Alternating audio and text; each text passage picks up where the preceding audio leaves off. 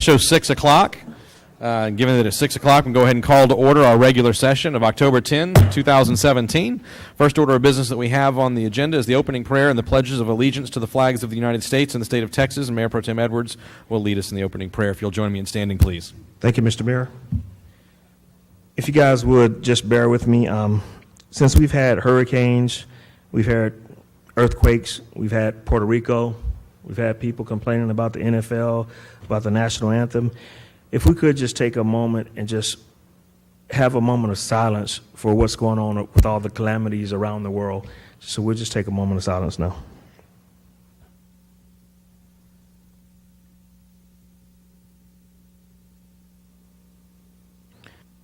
Father God, we know that you're a good God, Father God. We know that you stand for what is right, Father. We know, Father God, that there have been times when we've been insensitive toward one another. Father God, we also know that with things that are happening around this globe, that you are still on the throne. We thank you, Father God, for the many blessings that you've given us. We thank you, Father, for the opportunity to serve one another. And we thank you, Father God, that you will give us the words to say, the wisdom, Father God, to use in our daily walk with you. In Jesus' mighty name we pray. Amen. Amen.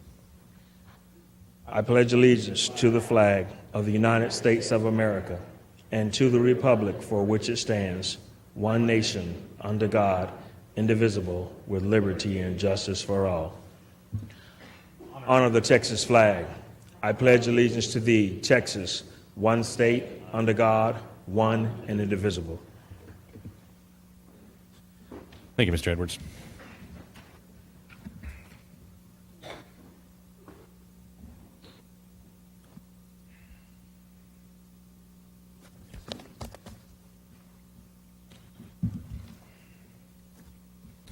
All right, the next thing we have on the agenda this evening is city events and announcements of upcoming city events. Who has the duty this evening? Is that Mr. James? That's me. Thank you. Very good. Mayor.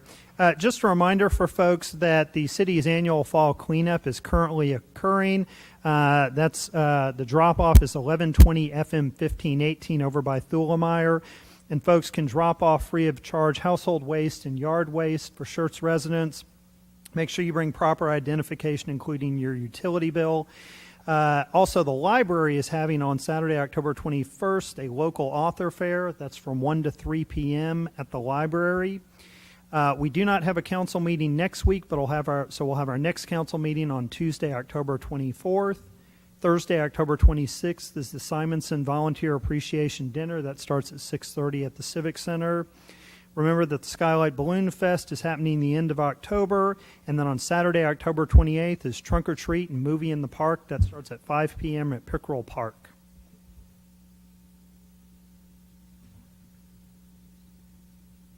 Thank you, sir. Next item that we have on the agenda this evening, we have announcements and recognitions by the city manager, Mr. Kessel. Mr. Mayor, City Council, wanted to recognize our web design team. They actually wanted to name the Web Platform Project Team. They've recently rolled out the new web page, and it's really, really nice. If you hadn't had a chance to look at it since last Friday, it's been live, I want to say, since 10 or 11 in the morning. Do take a look at it. It's also a little bit of a different design concept. It's much more functional from the perspective of the end user that doesn't necessarily know all of the department names and so on, but wants to just have the functionality of information and navigability. The team itself was led by Miles Klauser. It involved Tony McFalls, Natalie Schultz, Melissa Giedman, Linda Klepper, Ray Nichols, and James Walters. They started in 2016, in September of 2016. They actually finished the project on time and on budget. So it's a very good start for their project. They're working on phase 2 at this time, but just wanted to give them a shout out. It was a lot more work probably than any of us would ever imagine it would have been. All right, very good. Thank you, sir. Next item that we have on the agenda this evening, we have 2 proclamations. The first proclamation will be recognizing Domestic Violence Awareness Month, and the second proclamation will be recognizing Fire Prevention Week, and I'll take them up in that order, and I'm going to come down to the podium here for each one.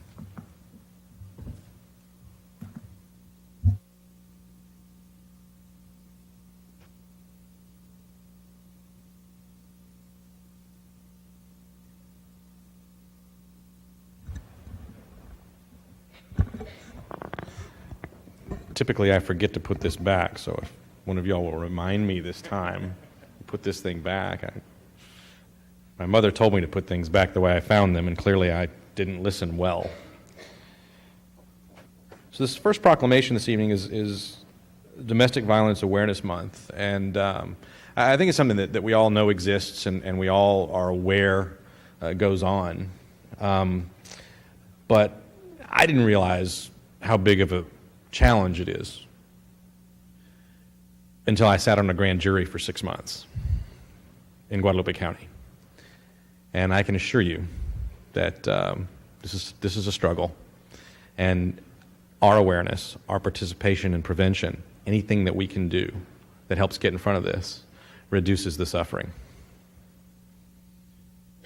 And it reads, whereas the crime of domestic violence violates an individual's privacy and dignity, security and humanity due to systematic use of physical, emotional, sexual, psychological, and or economic control and or abuse, including abuse to children and the elderly. And whereas the problems of domestic violence are not confined to any group or groups of people, but cut across all economic, racial and societal barriers and are supported by societal indifferences. And whereas the impact of domestic violence is wide-ranging, directly affecting individuals and society as a whole, both here in this community and throughout the United States and the world. And whereas domestic violence occurs every 12 seconds in the United States, and unfortunately countless incidents of domestic violence often go unreported. And whereas women are not only targets, but young children and the elderly are also victims, and sadly, emotional scars are often permanent, and domestic violence costs the United States companies in increased health care costs, higher turnover, and lower productivity. Now, therefore, I, Michael Carpenter, Mayor of the City of Schertz, Texas, do hereby proclaim the month of October as Domestic Violence Awareness Month and call upon all citizens, community agencies, religious organizations, medical facilities, and businesses to increase their participation in our effort to prevent domestic violence, thereby strengthening the communities in which we live. Is there someone here to receive this? Please, come on forward. And if you'd like an opportunity in front of the microphone, you're welcome to it. I'm not going to say that you must, but you're welcome. Thank you. Thank you, Mayor and Council and City Manager. My name is Nicole Douglas. I haven't had the opportunity to meet quite all of you yet. I know some of you are newer to your terms, but I'm the Regional Crime Victim Liaison for the Schertz, Cibolo, and Live Oak Police Departments. Along with me, I have Ashton Story. She's the representative from the Guadalupe Valley Family Violence Shelter. I always reference counties, excuse me. But we thank you for your continued support, not only of my position, but your support for victims in our community. It is unfortunate that we do have this issue, but you have always been supportive of our department and the collaborating agencies to try to combat this issue. I've been a victim advocate going on now 10 years in positions that advocate for not only women, but children, and it is an issue on all levels. And we just really thank you for your support on all of that. Most recently, I attended a training where it was something significant to me that I had never recognized, where I'm always advocating for a victim to come forward and provide information to a police department or go seek shelter at a family violence assistance shelter. And somebody said to me at that training, you know, my perception of what they should do may not always be what's the safest for them at the time, but my job is to provide information and resources so when they are ready, they're able to make that choice and go on to a better situation. So thank you, Ashton, and the shelter for providing a resource to our county and to our citizens, our community. We have a candlelight vigil. This is going to be the second year that we are collaborating with the shelter to honor the victims who lost their lives last year to a intimate partner relationship. So we hope that you can join us. It's on October the 25th out at the small pavilion in Pickwell Park. And if you have any words, Ashton? I just want to say thank you all so much for the continuous support, and to give you all a little idea of what we do, we actually, in the year 2016, we had 636 crisis calls, just our shelter. 261 of those came out of Guadalupe County.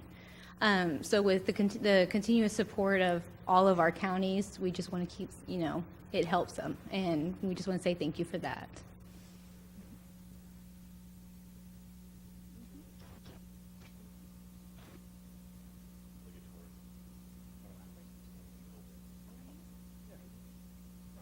I'm not the center of attention.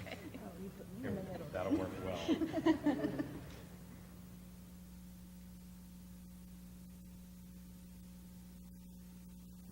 Mr. Mayor?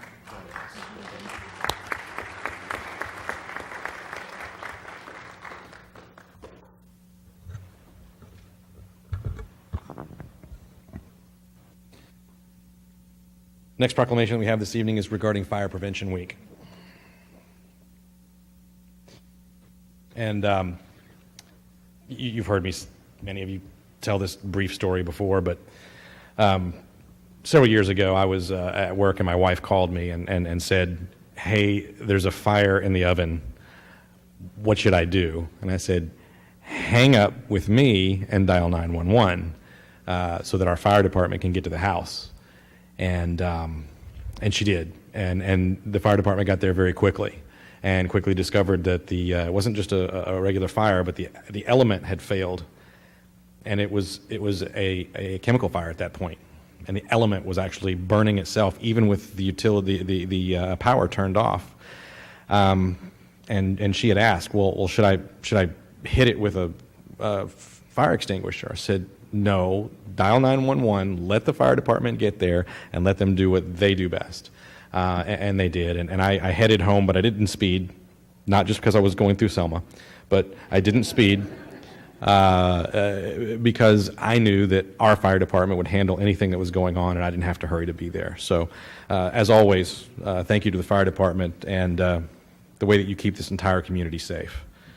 And this reads, whereas Fire Prevention Week commemorates the Great Chicago Fire of 1871, which killed more than 250 people, left 100,000 homeless, and destroyed more than 17,400 buildings, and serves as the motivating force to bring the people of Schertz together to build a safer community.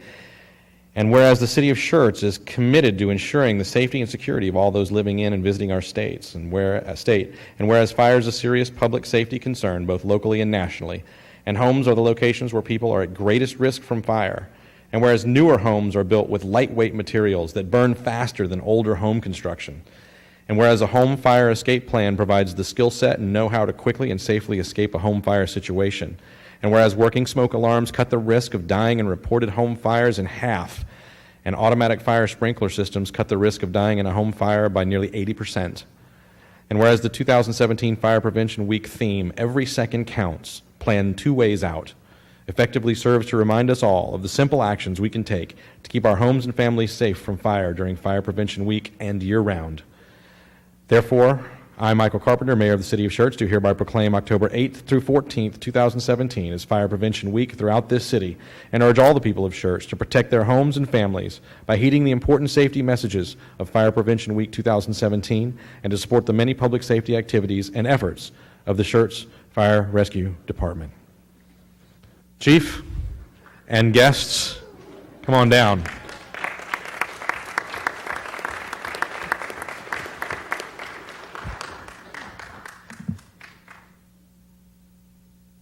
Chief Long, you want the microphone here for a moment?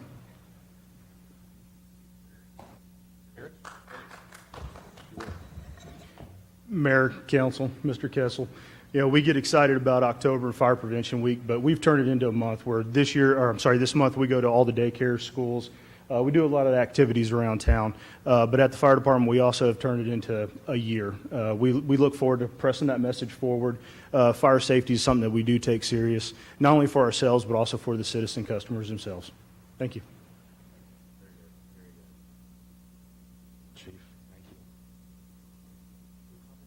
All move one. Which way do you want us? Up front?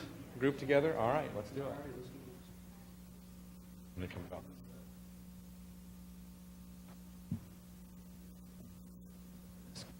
This crew over here.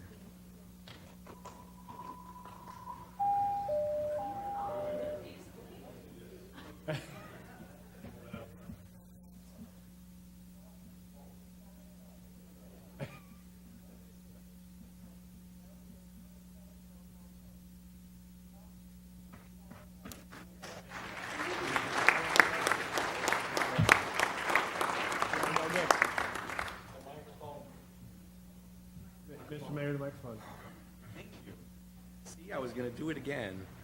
Oh, Mr. Davis.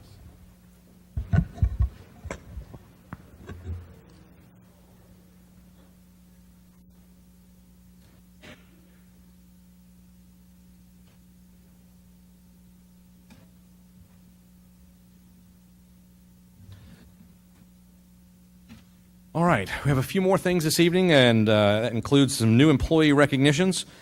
And first on my list this evening is our police department.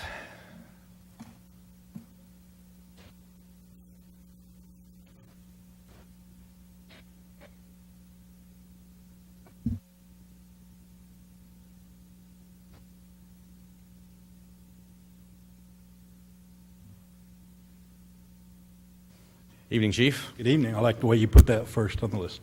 Thank you, Mayor, Council, Mr. Kessel. We're excited to have 5 new employees introduced tonight. We'll start with Lydia Mendoza. Lydia. So Lydia is our new communication officer. We stole her. We acquired her from the school district where she had spent 9 years. She's originally from Nicaragua. I can never say that. She's been in the States for 19 years and the last 10 in Texas. She spent some time in San Francisco, where her mother and siblings still reside. She has 3 not boys, but handsome boys, 16, 15, and 14. She enjoys, of course, spending time with her family and reading and walking. Well, welcome. Glad to have you with us, first of all. And you can't be a communications person and not want a shot at the microphone, so not mandatory, but feel free. Yes, thank you. Well, I'm very excited to be able to serve the community, and I'm very happy to be here and to meet you all. Wonderful. We're very happy to have you with us and look for a long career with you. Thank you. Very good. Thank you for joining us tonight. Next is Danielle Donahoe. Danielle was born in Little Rock. She moved at an early age to Corpus with her family. She graduated Texas State University with honors with a Bachelor of Science in Criminal Justice. She worked as a dispatcher while there through the State University Police Department. She interned with the U.S. Marshal Service and the Lone Star Fugitive Task Force. After graduating college, she came to work for us and has spent the last 2 years as a dispatcher. While doing that, she put herself through the police academy at San Antonio College. She enjoys art and photography and martial arts. In fact, she is a Krav Maga instructor. If you know what that is, that's very impressive. So, Danielle. First of all, welcome.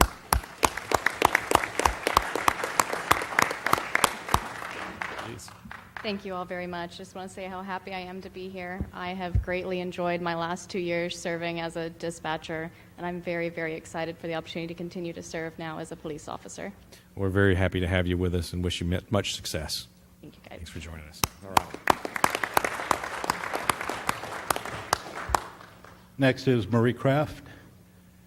She goes by Anna Marie, a few other names. Officer. She Ma'am. was born in Vicksburg, Mississippi.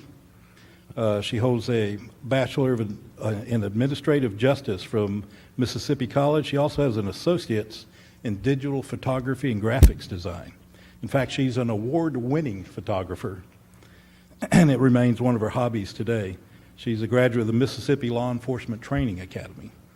Her husband, Christopher Kraft, Chris Kraft, not the boat, has been in the Army for 21 years, and last year he was stationed to Fort Sam.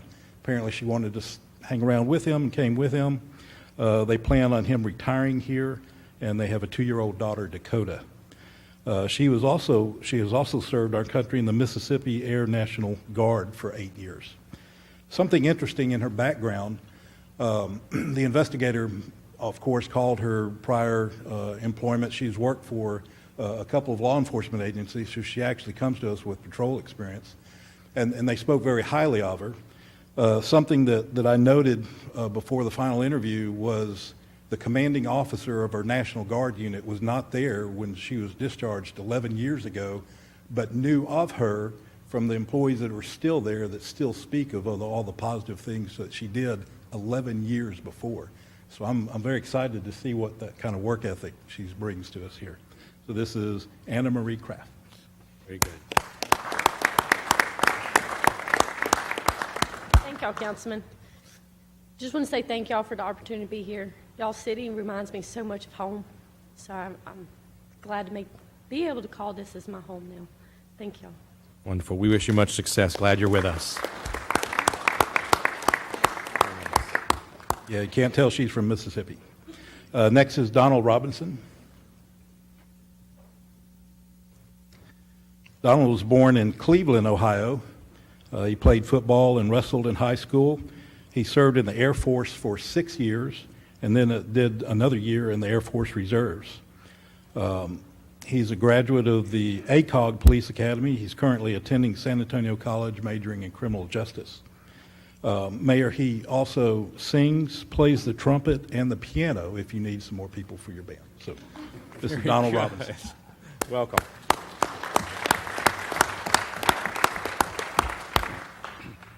Thank you all for having me.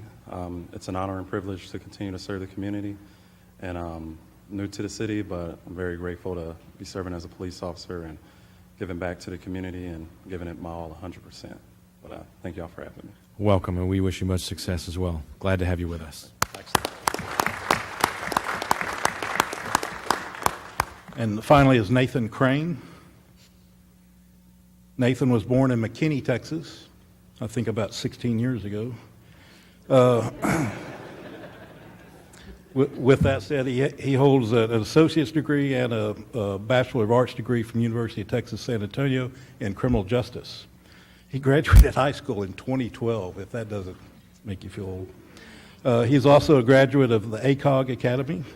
After graduation, he was hired by us for his first real job. For those of us that have or continue to put kids through college, something interesting that he noted was his sister's about to start law school. His brother is getting his degree in mechanical engineering. He's just got out of college, and this is why his father's been an electrical engineer for the last 30 years.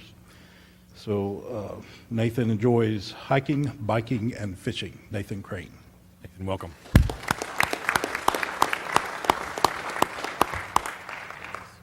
Well, firstly, I want to say how thankful I am to be here and how blessed I feel to work for such a great department, such a great city. I am one of the youngest guys in this department, 23 years old.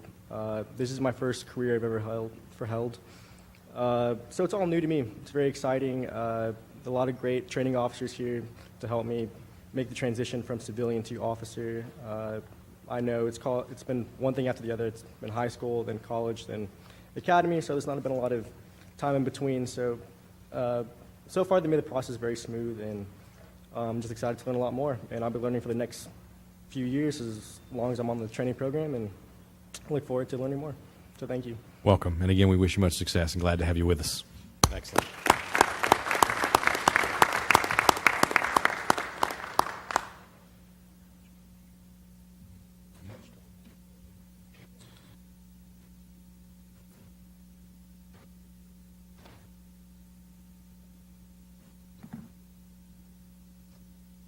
All right, next up we have Animal Services.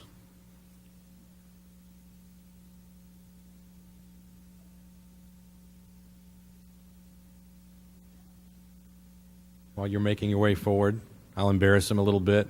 Our Schertz Municipal Court Judge, Mr. Judge Dolnig's just arrived. Judge, thank you for joining us this evening. It's good to see you. Appreciate you. All right. Hi. Good evening. Mayor, council members, Mr. Kessel. This is Mackenzie. She was born and raised in Washington State. She moved to Texas a little over a year ago. She likes hiking with her husband and her 3 dogs and has been in the animal care field for about 2 years. Very good. Well, welcome, first of all. Glad to have you with us. Thank you for this opportunity. I'm really excited to be here. Well, very excited to have you with us and wish you a long career with us, too. Thanks for joining us. All right, EMS.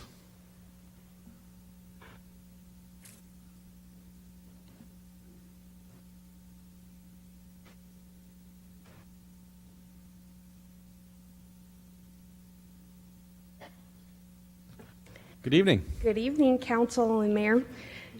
We recently hired 3 very bright and intelligent people to help service the community. First is Amanda Hausman. She was born and raised in upstate New York and joined the military at the age of 18, going on 19. She served overseas, both in tactical and strategic positions. She worked as a private contractor after honorably serving 5 years active duty and completed 3 additional deployments to Afghanistan. She chose to change her career in 2014 to become a part of EMS because she had always been interested in the medical field and wanted to be involved with something where she would still be helping people, still be achieving those adrenaline rushes that the military gave, but also having the ability to see her family and friends on a regular basis. She is a mother of 2 beautiful dogs and is currently engaged. She enjoys traveling, which has traveled all over the world, movies, outdoorsy activities, spending time with her pack, which is her dog and her other half. She is excited and grateful to have been given the opportunity to work for Schertz EMS and can't wait to see what the future holds for her here. Very good. Well, welcome. Please. That was a fantastic bio. I just want to put that out there. No, I just want to reiterate that I'm very grateful to be here. I'm grateful for the opportunity to be a part of the Schertz EMS team and the city of Schertz, and I'm excited to see what the future holds for me. We're thrilled to have you with us and wish you much success. Thank you. Welcome.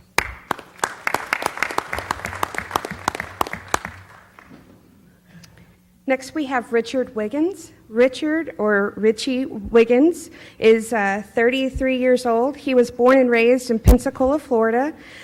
He worked for the fire and EMS departments there for several years before marrying his college sweetheart and moving away with her, she being in the Army. She is a medical service officer, and they've been together for 12 years, married for 8. They are expecting their very first child, little baby girl Abby Lynn, on November 12th of this year. And they have moved around the country from Fort Drum, New York, to Fort Campbell, Kentucky, and now to Fort Sam, Houston. He's worked fire and EMS in all the areas that they have moved to, as well as worked for the Department of Defense for 5 years. His wife and him are certified skydivers, scuba divers, and pretty much do anything that gets their heart and adrenaline pumping. He's the 3rd generation to be in fire in EMS behind his father and grandfather, both retired from the fire service. He's been continuing his education full-time the last few years in school to pursue a career in the medical field as a nurse practitioner. He served for a total of 14 years in EMS fire so far and has been a paramedic for 11 of those years. Welcome. I do want to say this, something really cool to kind of brag on Schertz, because I'm still very new to the area. After working I've moved around a lot, worked for a lot of different agencies, this has by far been one of the most impressive getting plugged into.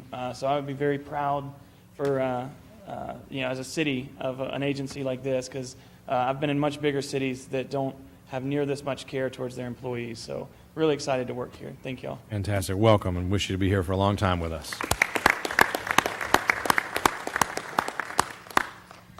Heather Cornell is our next one. She's over in the billing department, and we're going to have Allison, the billing manager, introduce her.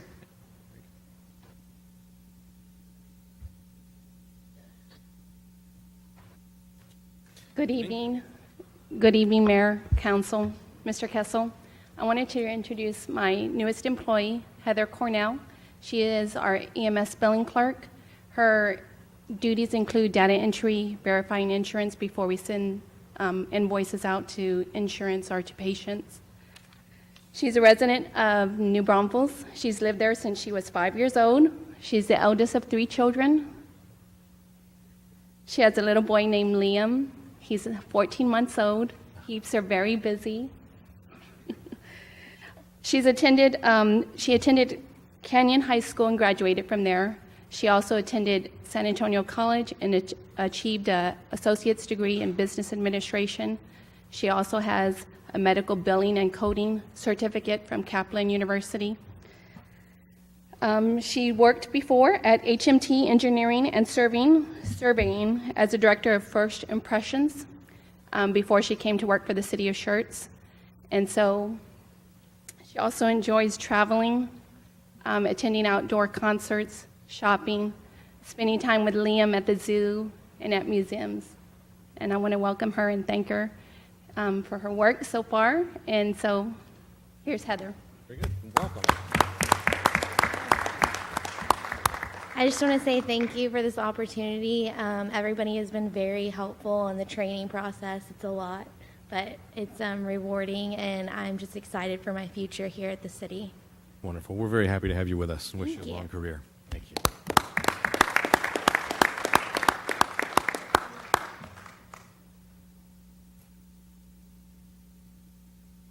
All right, next up, Public Affairs. Good evening, Mayor and Council. So tonight we have with us, we have with us Sarah Salazar, who was born and raised in El Paso, Texas. She studied and achieved her bachelor's degree from Texas State University in Public Relations and proceeded to work in a variety of fast-paced and customer service-driven roles. But she really found her niche at the El Paso Convention and Visitors Bureau, where she worked. She discovered her talent for event coordination and working with the public. So the move to Schertz Civic Center was a natural fit for her organizational talent and her love for customer service. She enjoys spending her free time with her fiancé, Trey, and taking their dog, George, to the dog park. This is Sarah. Welcome.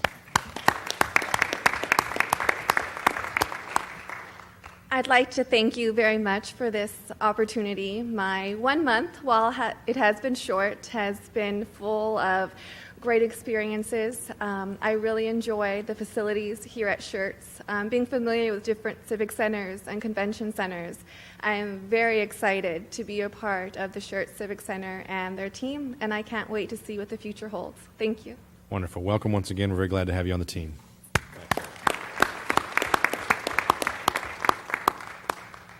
All right, next up, Development Services.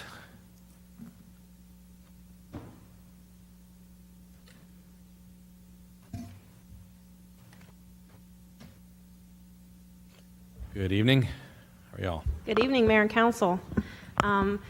Excited to introduce James Cowie, or Doc, we call him, with his escort here, Gil Durant, the Chief Building Official. James was born and raised in Seguin, Texas. He's married, and his wife, Leanne, works at the city of New Braunfels. He has a daughter that's 24, and her name is Sarah. James graduated from Seguin High School 1979, and he holds an associate's degree in building construction technology from Texas State Technical College, where he graduated with the associates in 1981. James grew up involved in construction all of his life. He served as a superintendent and project manager on various residential and commercial construction projects. He's also worked in city government for about 30 years. He holds a majority of licenses, electrical licenses, plumbing license, many different certifications. It's an impressive resume. He actually has held various positions in many cities, most of those including are the building official and a director of development services. So welcome, James. Thank you. Welcome. Greatly appreciate the opportunity to work here. We do have great fellow staff. Really enjoyed working here, and even though it's been a few weeks, it's feeling like we've worked together forever. So again, I appreciate the opportunity. Wonderful. Welcome. Very glad to have you on the team with us. Thank you. Excellent. And Finance.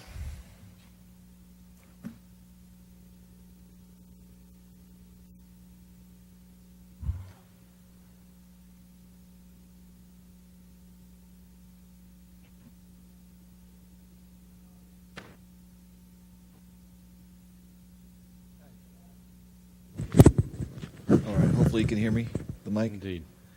Good evening, Council, Evening. Mayor, Mr. Kessel. I'd like to introduce our newest accountant tonight, Ms. Deanna Ortiz. She's going to be with us here at the City of Schertz.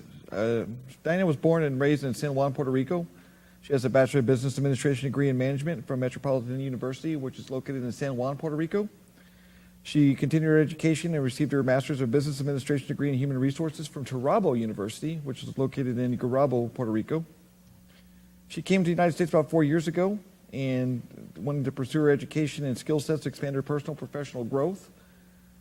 Prior to joining the City of Schertz, Diana was an accountant at the University of Texas at San Antonio, where she performed various accounting duties, which included the oversight and preparation of the university's annual budget, monitoring and reviewing monthly financial reports, and performing inventory audits.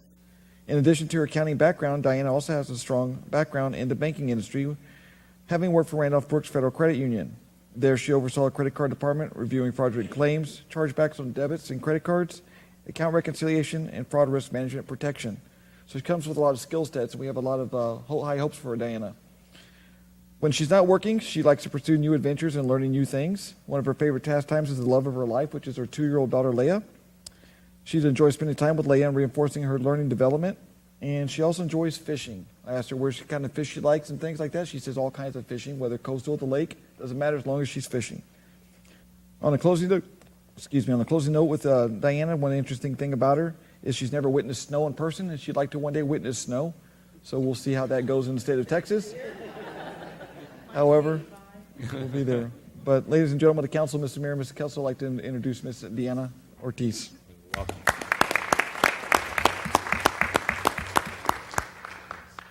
Good evening.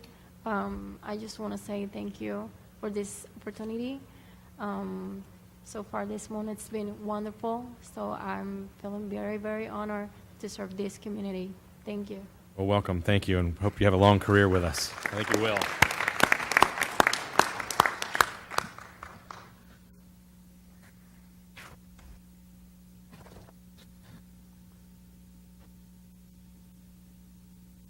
All right, this evening we do have a need for a closed session. We have moved it toward the beginning of the meeting because a number of the folks that we need to talk to have to be in other places shortly or generally.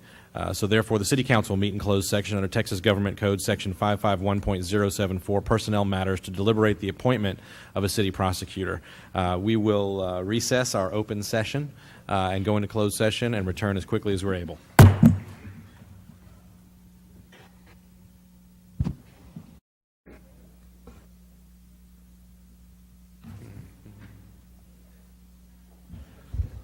All right, it's approximately, that's about 8:15 thereabouts, and we will now go back into open session. Item number 1A, take any action based on discussions held in closed session under Agenda Item 1. Council, is there an action to take this evening? Yes, sir, Mr. Mayor. Mr. Edwards? Mr. Mayor, I'd like to make a motion that we appoint Mr. Floyd Akers as a city prosecutor effective immediately. Second. I have a motion from Mr. Edwards. I have a second from Mr. Thompson. Any comments or questions from council? Hearing none, I'll call for a vote. Aye. Aye. Aye. Aye. Aye. Aye. Nay. I have 6 ayes and 1 nay. The motion carries. Congratulations, sir. Thanks for joining us. Welcome. There you go.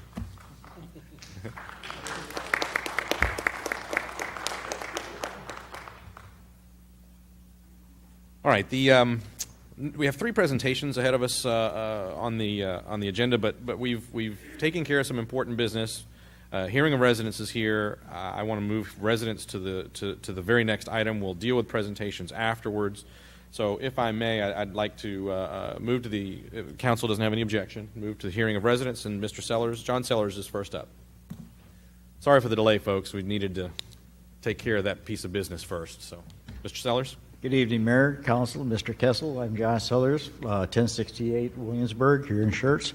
I'm here on behalf of the Friends for Fisher House. I would like to extend a warm thank you to the city and staff for all you did to help us pull off our first annual car show and food truck throwdown. Without your help, I don't think it would have ever came the way it did. And we consider it a great success. And we're looking forward to working with the city towards next year with our second annual. And once again, thank you all very much. Very good. Thank you, sir. It was a good show. It was well done. Next on the list, I have Roger Brooker, I believe is what I read. And again, sorry for our delay, sir. And How do I turn this on? How does this work? it should come up automatically. You just place your document there, and from back in the back, we'll make sure that comes up there.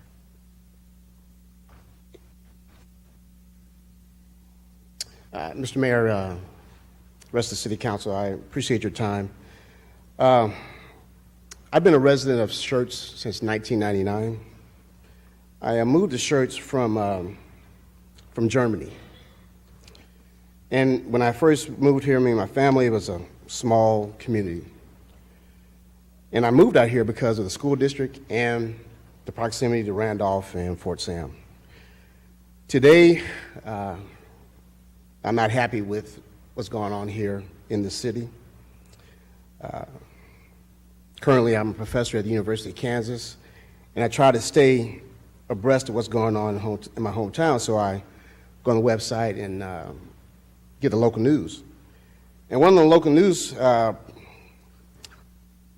think it was 5th of September or something like that, there was a problem with a Facebook post by a city councilman. And then that was, I understand that one, but then he came in on the city council meeting and he used the N-word. I personally have a problem with that. I have a problem with the city council not holding a city councilman responsible for their actions. And if we can't hold a city councilman responsible for actions, then you guys cannot be trusted to do what's best for the city. So I brought in 3 examples of people who made one mistake and they all lost their jobs. This person here was a senior legal vice president at CBS News. She said, and it was a bad comment on Facebook about Vegas. She's fired. This gentleman here was the fire chief at a local suburb of Pittsburgh, called Mike Tomlin a N-word, worked for the city, he's fired. This woman here referred to blacks in a derogatory manner.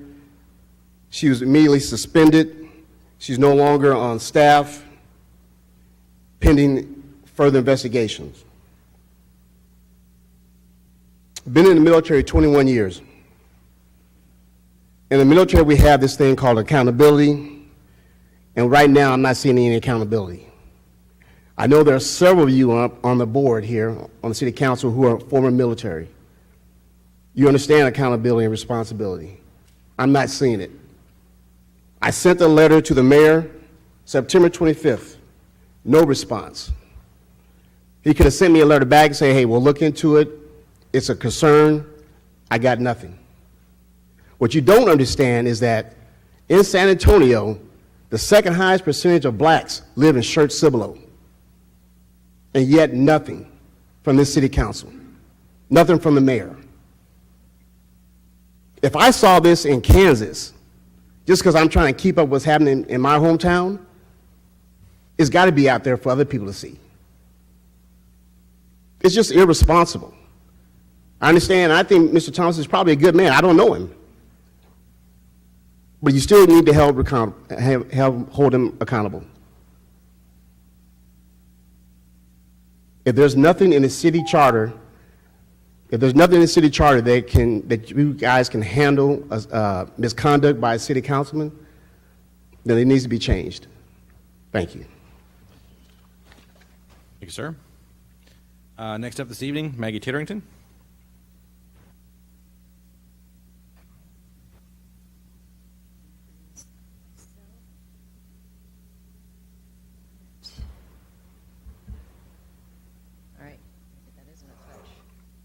Good evening.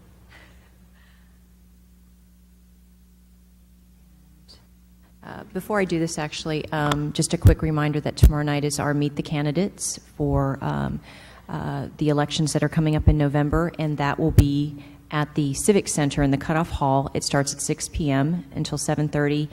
Tim Brown will be our moderator for that, who is the owner and broker of RE/MAX Corridor, and it will be the same format as in years past, which will be the public comes in and writes their questions, and the moderator reads those questions.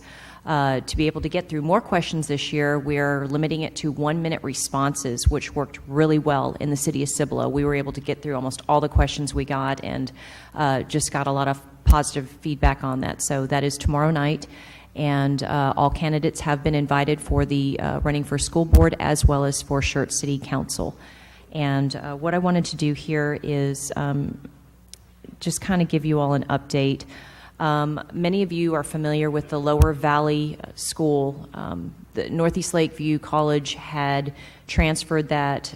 They had gotten the ownership transferred to them because the intent was to make this an educational facility. It was the first schoolhouse that was in our area for Schertz Cibolo Marion students.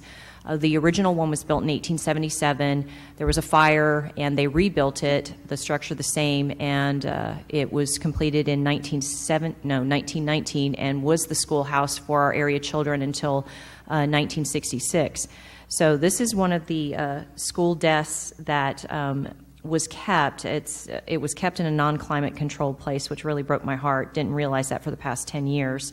Luttrell Watts, who Watts Elementary School is named after, we found books because him and his wife Maxine were actually the teachers in that school, I believe starting in the late 30s into the time that it closed, and they became the owners of the school. But he was also my 5th grade teacher, and his wife was my 3rd grade teacher at Schertz Elementary. I don't know if y'all remember those reel-to-reels. I mean, it was awesome. We found old school equipment. This book was awesome. Just so you can see how big it is, this is one of the ones that, remarkably enough, was not damaged, not rat-eaten or infested, and it was one of those look, see Jane run and Dick run and stuff. It was just awesome. So anyways, this is the original school board with the count that closed down the school district to where it now went into the Schertz SCUC ISD, but nobody had erased it. This is the original writing, and we were so excited that it had been protected. And this is the schoolhouse with some of the school children, and that is how it looked when they had taken it from the property. And unfortunately, what happened is in the 10 years that it's been on Northeast Lakeview's property, we haven't been able. I've been one of the members of this committee for 7 years. The committee's been together for 10. And we tried to raise the monies to get it to do what we wanted to have done, which was the teaching facility. And we are now at the point that we have decided to sunset the project. So as much as it breaks all of our hearts to do that, the building is probably going to be demolished in December. And so now what we're trying to do is salvage the things that were in it. I have talked to Dr. Gibson, and I've arranged for a meeting between him and Dr. Garcia with Northeast Lakeview. And what they're going to try to do is an interlocal agreement to where they can turn all of the artifacts over to the school district. And from that point, between the visitor center offices and some of the schools, divide it up and have displays that we can still keep it alive. Like I said, it's just this sign, by the way, let me go back. Hal Baldwin painted that sign for that schoolhouse. And so I've already laid claim to that for the visitor center. I want to hang that inside the visitor center, but Hal Baldwin did that sign originally, and not many people knew that. And they found it. I was really distressed because they couldn't find it when they had taken it off to do the lead abatement. That was some of the medicine that we found that was still in there. And that was what the schoolhouse was going to look like. And this replica is actually in the president's office, and I've already kind of laid claim to that too, if I can possibly get my hands on it and stick it in our visitor center. But I just wanted our council to know that we did try. I know there was an article in Schertz magazine about the committee and all of our efforts.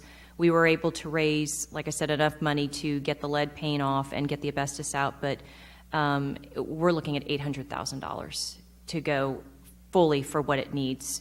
If it's going to be something that people can walk in, the kids can learn in, half that amount if it was going to be just a structure that is something that people could look into, to see it as a relic, and not actually go in. But it still would need electricity, climate control for the desks and the books. So it's sad, but again, we're going to try to salvage the relics that were in it and keep that part of the history alive, and the memory of the Wattses alive as well. Thank you. Thank you, ma'am. And last to sign up this evening, David Scagliola.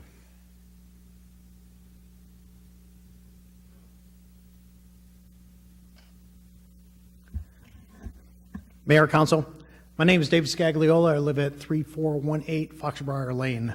I'm running for the City Council. When I was on the council, we accomplished a lot of really good things. But I didn't take credit for them? No, because we accomplished those things as a team. One thing I will take credit for, though, had to do with National Night Out. We were elected in May, and comes around September, I made a suggestion that, hey, why don't we cancel the our council meeting and go out on National Night Out and visit with the community. Made sense to me. Let's go out there. Let's go out there and show our support for the men and women who put their lives on the line for us just about every day. Let's go out there and thank the residents who put us up on that dais. Now the mayor was a little skeptical, but we discussed the idea and decided to do it. And we all went out on National Night Out.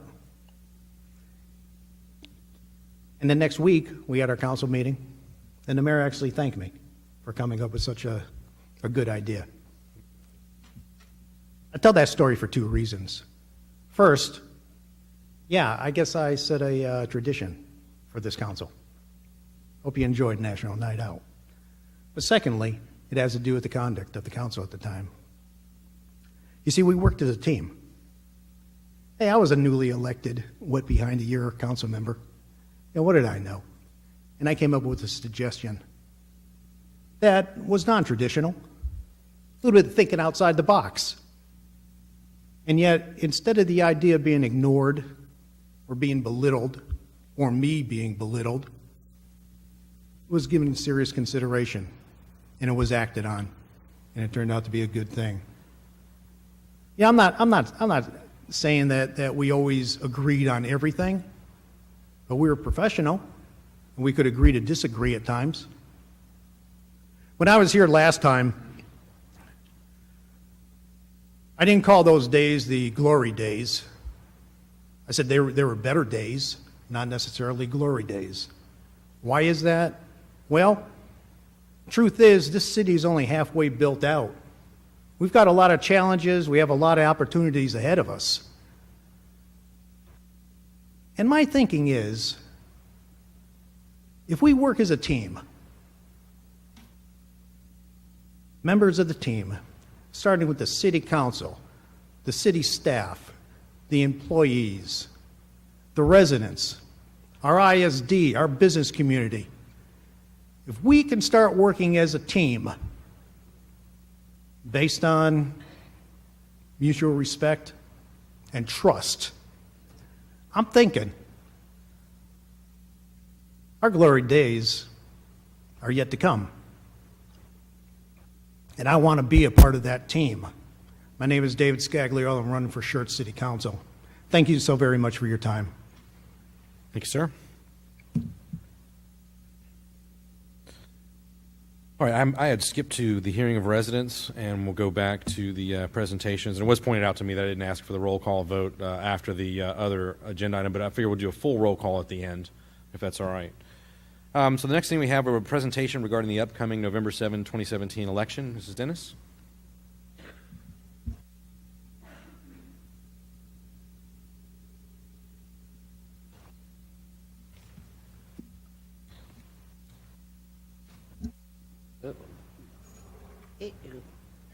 Not this one. Not that one.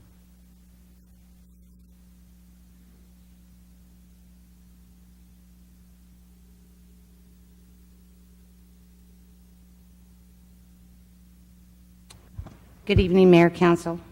Mr. Kessel, staff, and citizens of Schertz. Let's see if I can get this thing to work. Hello. Give me a second. No, it's not working. Okay, Ray, you may have to come and help me. Oh, here it is.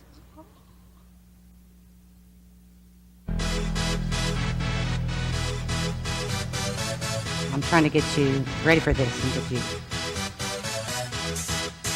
We got an exciting thing coming up.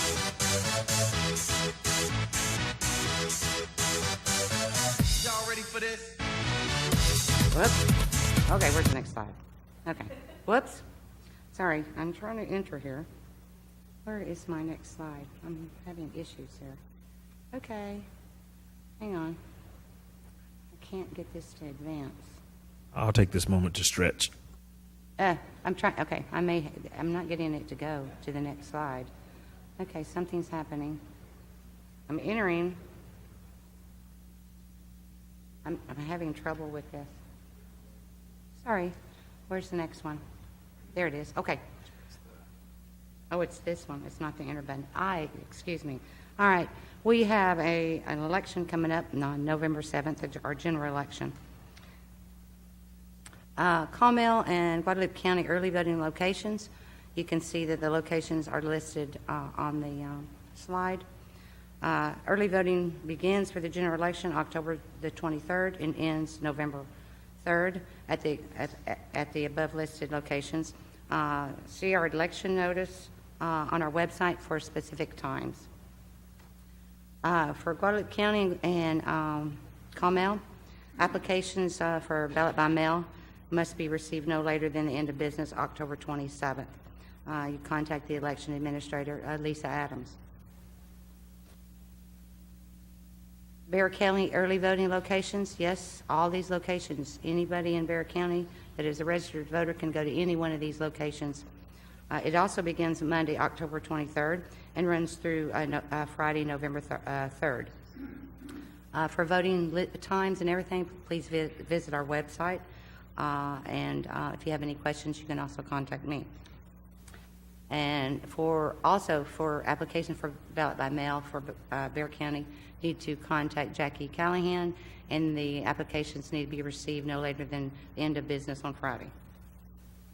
Election day locations for Carmel County for precincts 202 and 301 from 7 a.m. to 7 p.m. Will be held at the Westside Community Center. And that is for Carmel County only. New this year, this is the most exciting thing. This is something that Guadalupe is participating this year in the countywide polling place program, which are called vote centers, which means that Guadalupe County Election Day voters may now vote at any of the Guadalupe County Election Day polling locations from 7 a.m. to 7 p.m. It is no longer necessary, and I repeat, it is no longer necessary to vote in your voting precinct that you reside. So all 34 places. Mr. Kessel, what is your precinct? Where do you vote on Election Day? You can go there, sir, but you can go to any one of these 34 locations. You can go, that's correct. This is something new that Guadalupe County has rolled out this year. I tried to get this information out. It is in our magazine and it is on our website. This information is on our election notice. This is the great news. Sir, yes. I have a question for you. So I'm in Seguin having lunch, and I said, got to go vote. Yep. So I'm over by the number 9 Jackson Park Student Activity Center. I walk in. I'm a resident of Schertz. I want to vote. Yep, they will have our ballot. Nice. You didn't even remember. So no longer do you have to worry, no longer will we get the calls, where do I go vote on Election Day? This is something new. This is being rolled out. This is the exciting thing why I started the music. So can I vote from an app yet? I'm just asking. Well, that could be coming next. Not yet. So, Election Day locations for Bexar County is the same. For precincts 4087, 4126, and 4127 is at the Ray Corbett Junior High School. And of course, it's from 7 a.m. to 7 p.m. Okay, so traditionally, during the past, Council has authorized staff to cancel the Tuesday council meeting during that night so that candidates can go out and meet the citizens. And so with just a clear nod, if that is the direction of council, I will be bringing an item next week to cancel the November 7th council meeting. Any questions? Council questions for Mrs. Dennis? Mr. Edwards? Mr. Mayor, I don't know if is this on for possible action? Presentation. It's not. It's just a presentation. I just need a nod. Well, I'd like to do it formally. I'd like to make a motion to. Well, it's not posted, so we can't. And so we'll have an item next week. I'll have an That'll be a item next formal week. item, Okay, and that I'll have way an we'll item have next that. week to cancel, if that's your question. Thank you. I'll make sure that's done. I'm sorry, 2 weeks. Yep. Anyone else have questions or? Questions? All good? I just wanted you guys to know the new thing that Guadalupe County is rolling out. I think it's very exciting. That it is. That it is. That means if you go to the wrong place, It doesn't matter. It doesn't It's matter. good stuff. Any one of those 34 locations. They're all the right place. All right, thank you. Good. All right. Thank you, Mrs. Dennis. It's good stuff. Very good stuff. All right. Next presentation we have is by Animal Services regarding some coyotes hanging out here in Schertz.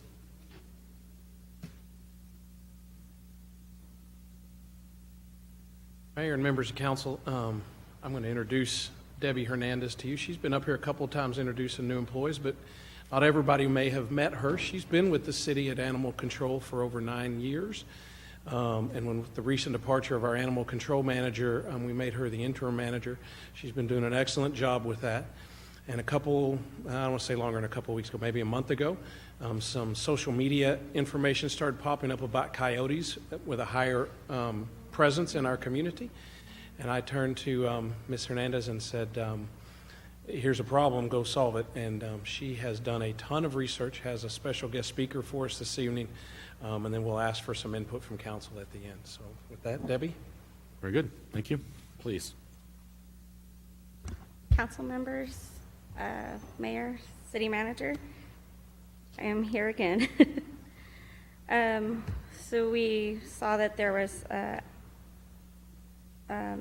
internet about coyotes. It was brought to my attention, so we started doing some research on it. We are here trying to figure out what the neutral ground is for coyotes. We are thinking public education would probably be best suited for us. There's some key points. You have your bullet points of some research that I did. On public education, you would get rid of the food source, keep lids on trash cans, pick up fruit from fruit trees, keeping a close eye on pets. When walking your pets, have a walking stick to protect you and your pets. Make yourself look bigger if you come in contact with them. Keep rocks in your pocket to throw at them. If you see an aggressive coyote, call the police department. The best thing that we think that would help our city is to learn to coexist with coyotes. I have Miss Linda here. I don't want to say her last name wrong, but she's going to go over the other points of this bullet point to better educate us. Okay, very good. Please. Council, my name's Linda Shearhart Hale. That's why Debbie didn't want to pronounce it. I work with Texas Wildlife Services, and we're a scientifically based state and federal agency that deals with wildlife damage management. Debbie contacted me a couple of weeks ago. I was over in this area and met with her. She wanted some more information because residents of Schertz have been having some encounters with coyotes. They've been seeing them and whatnot. So I gave her a bunch of information that we had and advised her that, you know, it's for starters, you need to more manage the people than the animal, which is kind of her bullet points on the little handout is what it goes down to. We normally strive for an integrated pest management program with any of this that involves non-lethal and at the other end of it, possibly lethal control. As far as the non-lethal goes, the bullet points on here, the little handout that Animal Control Services is great. You know, if you take away 3 things from a wild animal, you're going to solve most of your problem, and that's food, water, and shelter. Keep it out of their way. Don't let them have it. Another factor that bodes very well that goes with those three is, when you see that animal walking down the street, instead of taking your iPhone out and taking a picture, throw a tennis ball at it, holler at it. These urbanized animals, coyotes, are a very generalistic animal. They adapt well to their environment that they move into. With all the construction going on, they move to a new area. They've become kind of used to people. We need to instill a little bit more fear back into them. She suggested, keep some rocks around, chunk them at them. That's fine. It just instills that fear back into people. If we don't manage them non-lethally, then you have to go to some of the lethal control, which, a lot of people don't like. Some people do, some people don't. But I'm going to kind of go over some of the lethal control methods that are on here, so maybe you can better understand, what may be down the road if the problem is not solved in the early stages that you're in right now. Trapping coyotes. There's several ways to trap coyotes. The way that never works is called a cage trap. You might be able to catch a young pup in a cage trap, but you're never going to be able to catch an adult. They are a very wise animal. You're not going to be able to do it. The most common way to trap coyotes in an urban situation, because you can be very specific, and if it does come to the point of lethal control, you want to target that one animal that's causing the problem. You don't want to go out and just throw traps out in the ground willy-nilly. You want to target one animal. A padded jaw foothold trap is normally what is used. It's very common. It's a very good tool. The problem a lot of times with trapping is you cannot relocate these animals. Well, I say you cannot. There's caveats to that, just like everything else.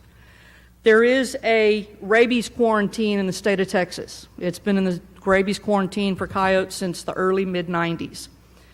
If you choose to relocate this animal, you can only relocate it within 10 miles of the point of capture, and it has to stay within the county of capture. If you choose to relocate it, and it is not on the city of Schertz property where you take it and relocate it to, Texas Parks and Wildlife requires that you have permission from the property owner where you take it to. So there is some legalities in that. Poisoning coyotes. There are 3 lethal toxicants that are used for coyote control. They are restricted use pesticides from EPA and Texas Department of Agriculture.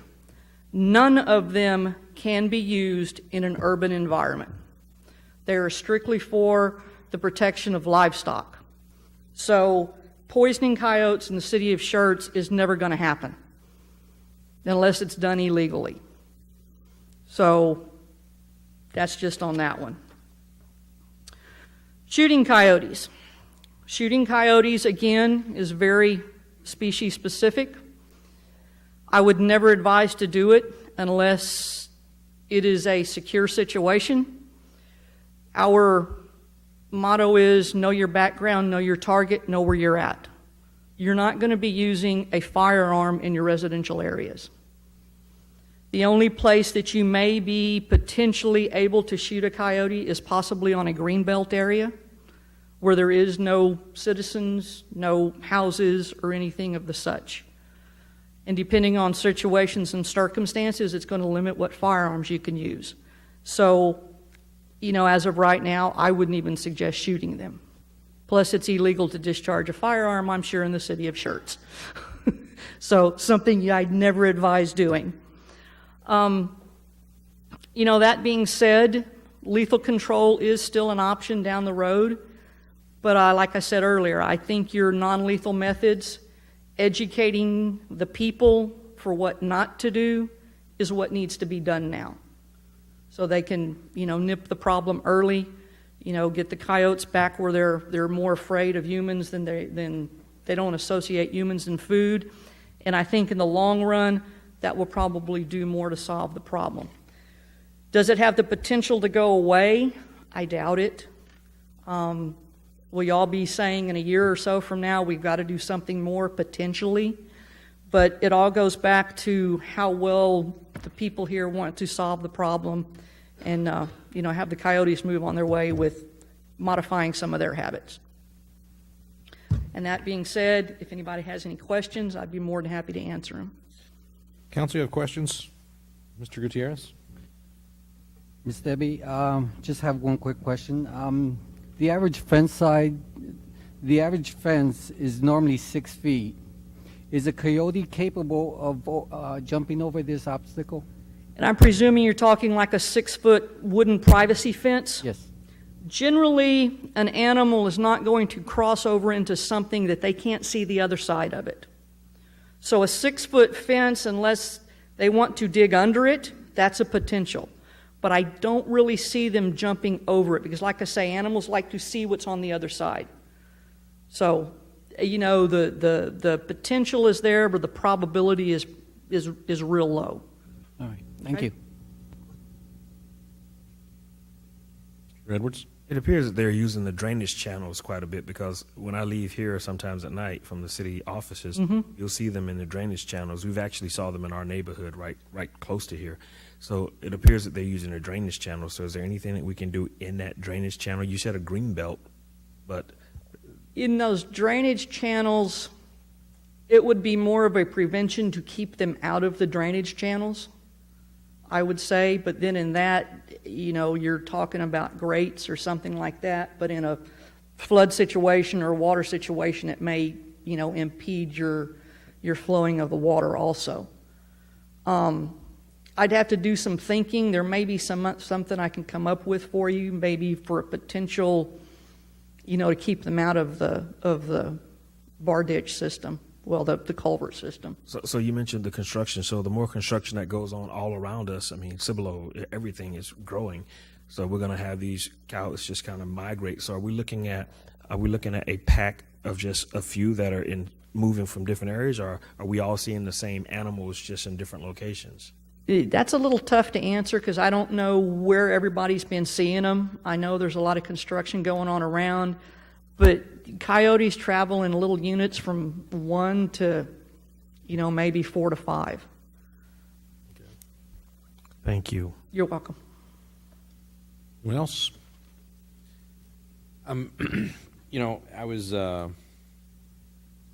had a number of folks contact me about this, and one of them made an interesting point that, and I think they were just intuitively right. They said, I'm not sure that we're going to be able to get rid of the coyotes because I've got neighbors that like to give them food and water and throw things over the fence, and so they kind of have adopted them. This is some folks that think it's kind of a neat thing, and I guess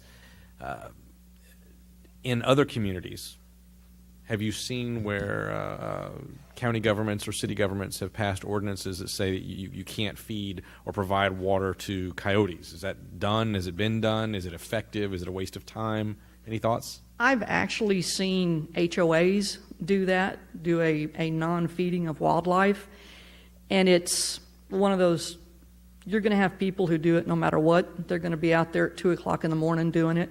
Yeah, enforcement becomes very difficult. Exactly. When you get, yeah. Yeah, it's just like, don't feed the deer. It's the same principle. Yeah, it's a challenge. All right.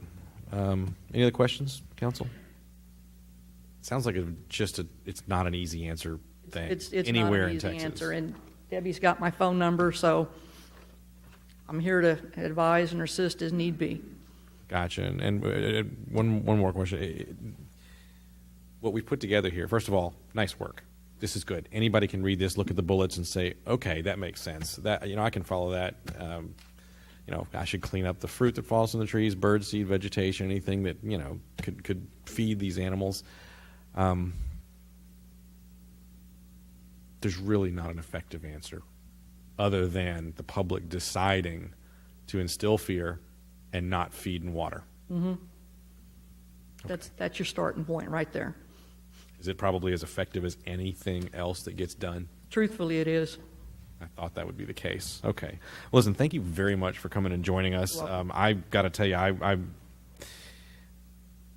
ignorant on the subject. Very much helpful for you to share your insight and your knowledge and this thing that we put together here. It's good stuff. And I guess we'll continue to monitor and see where we go. There you go. Thanks for joining us. Thank really you. appreciate it. Mr. Mayor? Yes, sir. Mr. Davis. The insert that they made there, do we have plans to get that out to the community? Yes. I have the original with public affairs, so we're going to make more, and we want to take it out into the community to start letting the community know what can help in this situation. Is that something we can enclose with our water bill mail out so it goes to every resident, as well as a reprint in the Schertz magazine? Yes. Thank you. Very good. Also, Dudley? one other thing that Debbie's come up with is translating the big bullet points of that handout to street signs. And when we get local neighborhoods that say, hey, we've seen 2 or 3 coyotes here, putting those signs up in those neighborhoods so we're not just dependent upon people having that flyer, but when they're in the park or whatever else, they can see the big bullet points while they're out in their neighborhoods as well. So move those around as we get different reports, as through the different yearly cycle of the coyote, then we can follow those around and push those up as well. So we're gonna try to get those bullet points you have out in as number of different formats as we can, as the need arises. Thank you. Very good. Thank you all very much. It's well done. All right. Next item we have on the agenda is another presentation, and it's update on the progress of the new city website design. Miles, good evening. It's in production, isn't it? Yes, sir. We are live. Yeah, I went to the site for something here in the last couple of days, and maybe it was today, and I was like, oh man, I must have fat fingered it and gone to the wrong site. I typed wrong letters. But it's really nice looking stuff. Well done, first of all, before you even get started. Well, thank you, sir. It was quite a project we've been working on, as Mr. Kessel said earlier. We started this process about a year ago. And one of the things, of course, if you remember from the citizen survey, was one of the issues they took up was the city's website and its dated format, and it's difficult to navigate and difficult to find information.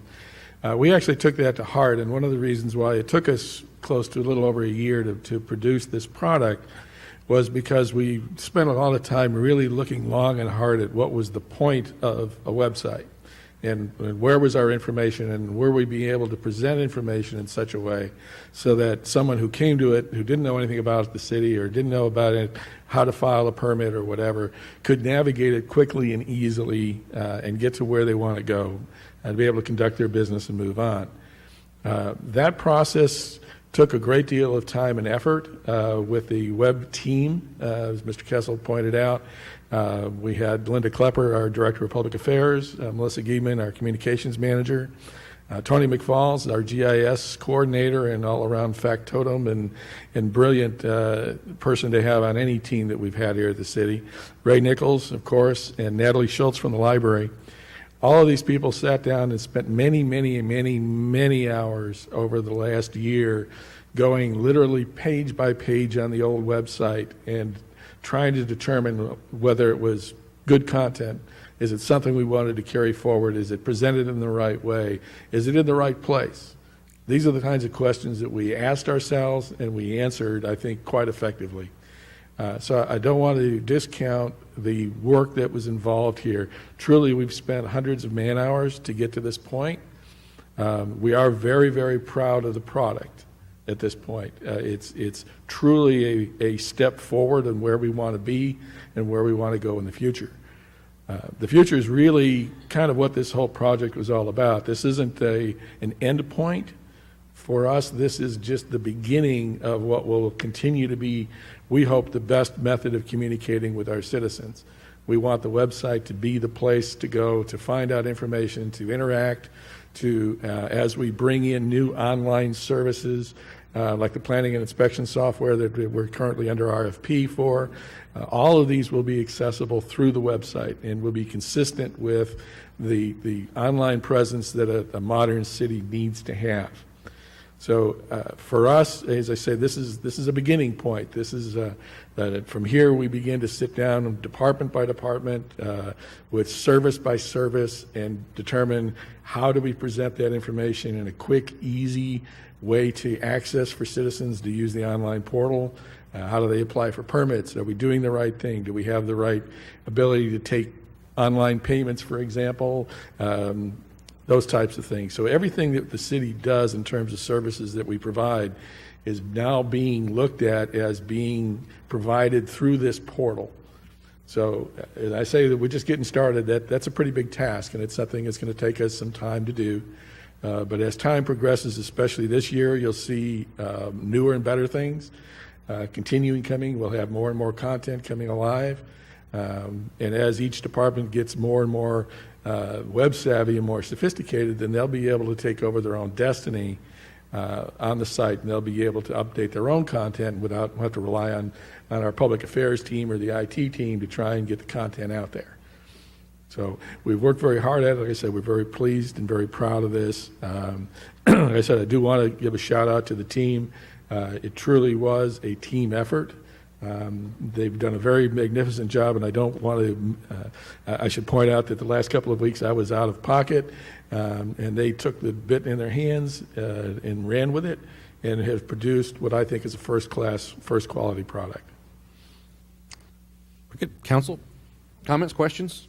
Mr. Davis? I've had the opportunity to tool around it a little bit. Are we hosting this in-house, or are we having it hosted by somebody else? This is a hosted platform. We went with the Civic Plus platform. They do probably 80% of the municipal websites in the state of Texas. We did it for a lot of reasons. Security is one of them. The IT department, of course, we're very conscious of the need to protect these assets. So Civic Plus, of course, has a great reputation for doing that, and it relieves us of the burden of having to manage and secure it by going with a hosted solution. Do we have a vehicle set up to capture user comment and feedback on the site? Because as I was playing around with it today, I mean, well, first of all, do we have a vehicle to capture feedback? Yeah, there's aside from the site itself that has the ability to post comments, we're going to be doing ongoing surveys as well.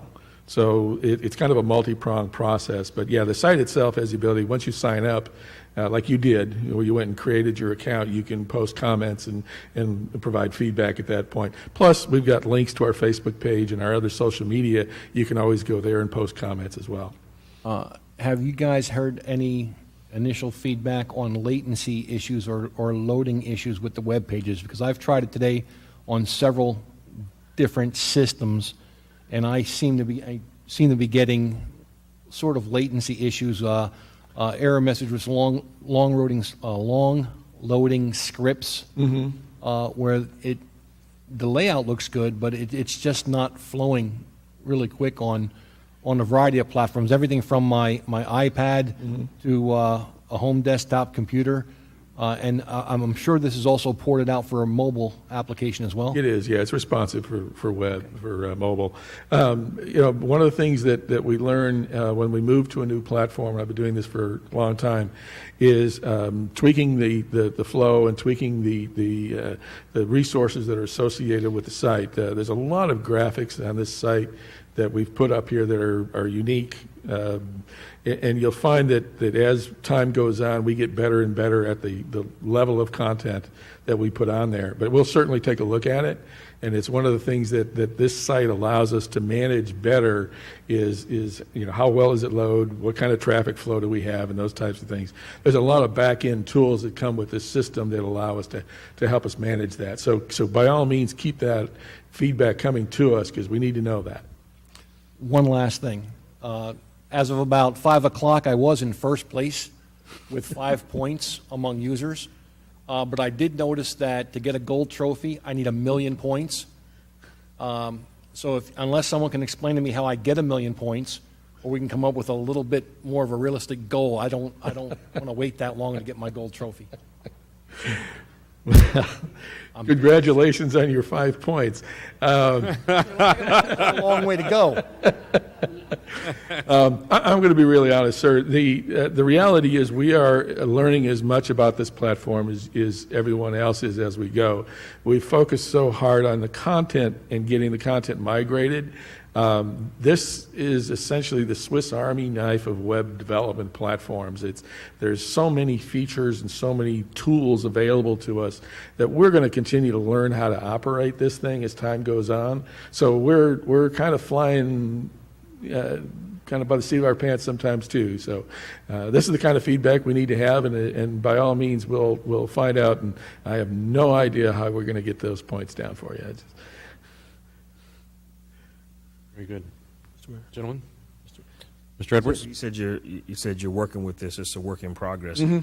If someone's paying their bills online to the city, is there any, do we have to worry about any kind of compromise whatsoever to their personal data? No, sir. The online payments part that currently is in place for billing and citations still runs through the same payment process that it always has.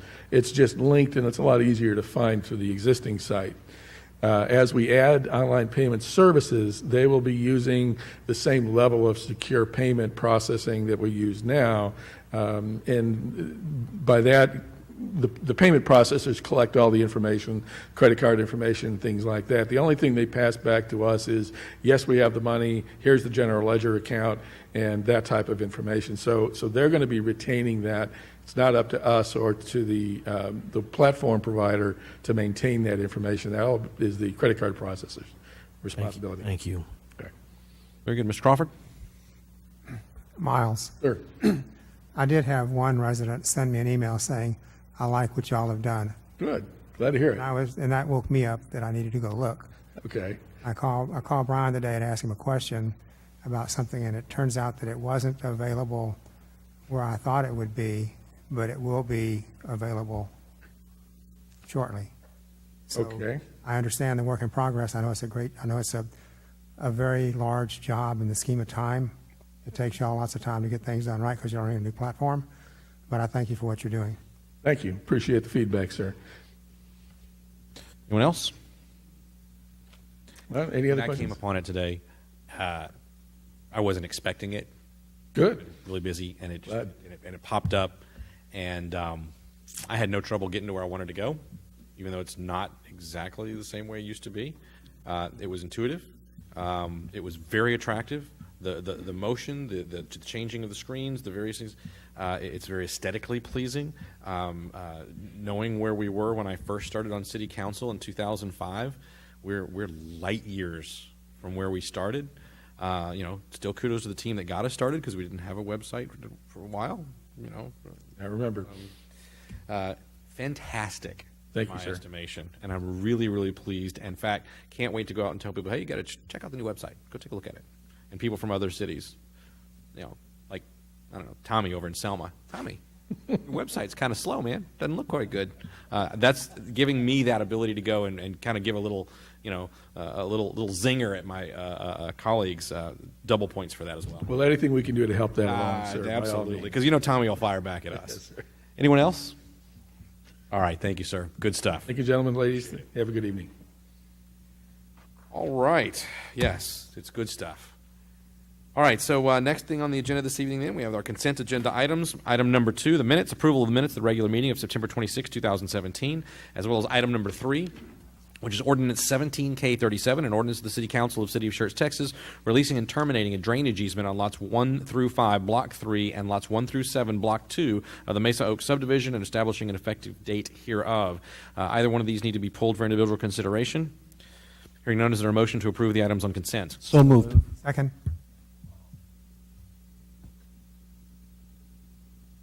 Motion from Mr. Davis, second from Mr. Crawford. Any other comments or questions from council?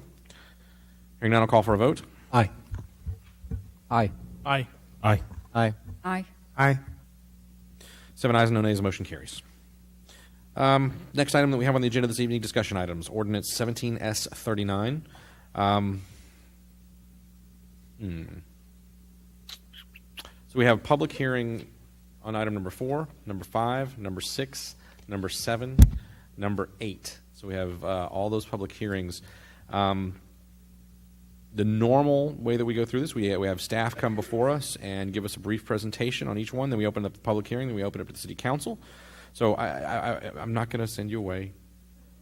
Sit down. Still want you to come forward and give a. Play the music again. There you go. A very brief presentation on each one of these. I mean, most of the information's in the packet, but walk us through if you will. And Want us to just go 1, 2, 3, 4, do them all as far as before you make your. that's fine, because all the information presented in front of the individual considerations and in front of the public hearings, and if anybody that is in any resident comes forward and would like to have a question answered, they'll have gotten the information. Council will have gotten the information. So if you would certainly walk through each one of these. They are all related in that they do affect our Unified Development Code, but we'll of course take up each one individually and each public hearing individually as listed on the agenda. But for informational purposes, yeah, let's go ahead and walk through them all. Okay, sounds great. And we can just hit the high Unless points the city here. attorney tells me that's problematic. Great. Thank you, Mr. Santee. Excellent. So Emily and I here, I'm Lisa with the planning department, and this is Emily Groby, and we're going to tag team on the first couple, then we'll have Channery come up as well. And Sounds so we'll make it quick. Over the last couple of years on several of these items, we have been looking to make changes in the Unified Development Code. A couple of you probably have heard them, and then they kind of went away for a while, and they're back again.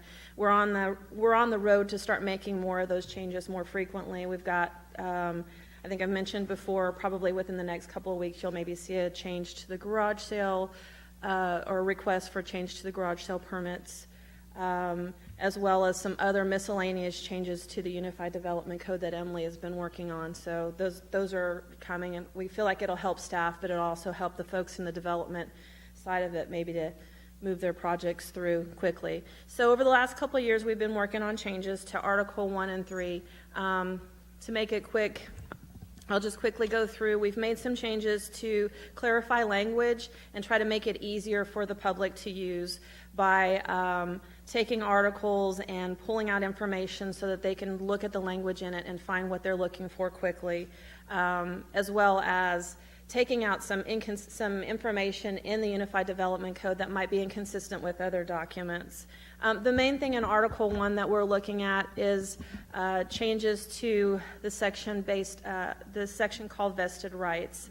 And so currently, vested rights is in place to protect not just the city but also the developers, to make sure that when they come in and start their project that they're able to use those same regulations throughout their project, and they don't just change on them through the process. And so a lot of people call that grandfathering, and so unless you need more information on it, that's kind of the big changes in Article 1. We've made changes to have procedures, a determination process, appeal process, and some applications that try to help the folks through the process, as well as, like I said, the developers understand what their rights are. We'll move on to then Article 3, which is the boards and commissions, and there have been similar changes where it comes to the language clarification on different things. There was a lot of fluff in the document that we tried to pull out to try to make it easier to use. That the biggest change is the creation of a building and standards commission, and I'm going to let Emily take over from here. Okay, so try to keep it short and sweet. We looked at all of the items that were going to Board of Adjustment and the Planning and Zoning Commission in relation to what Texas Local Government Code says they can review. So, for example, Board of Adjustment is only supposed to hear zoning-related items. Well, in various locations in the UDC, there was references to the Board of Adjustment hearing items not zoning-related, and we didn't have a good place for them to really be heard. So we're proposing to create the Building and Standards Commission. They would essentially hear cases relating to building codes, fire codes, appeals to the fire marshal, building official. So on this side, for example, they hear cases related to dangerously damaged buildings, things of that nature. So along with creating that board, we are also proposing... Mr. Mayor, point of privilege. Sure. Guys, we just recently, and this is please understand what I'm about to say and take this. We have just witnessed something that happened in Cibolo where they sped through something, and I really wish we would just go back and do this the correct way. I know we're doing the highlights. I really think that we need to go through this whole process. I don't think that it will be fair to the citizens. I don't think it'll be fair to the people that are in the audience. I feel like we need to make sure we go through this thoroughly. Unless there's objection from the rest of council. I'm with Mr. Larson? Cedric. I agree with Cedric. There's the nature of reading through the packet. The nature of some of these changes are very different from one another. Whereas some are removing or lightening restrictions, and some are adding, increasing restrictions. And I think individual consideration might be tiresome but necessary. Even if that means moving an item to another agenda. I know everybody's saying we want to go home and all, but reality is we're here to do the people's work, and I really want to do that work. Unless someone on council objects, we'll do exactly that. Very good. So let's go through the information for 17S39 if we haven't completed it yet. If we have completed the information for item number 4, 17S39, then we'll see if there are any questions from council.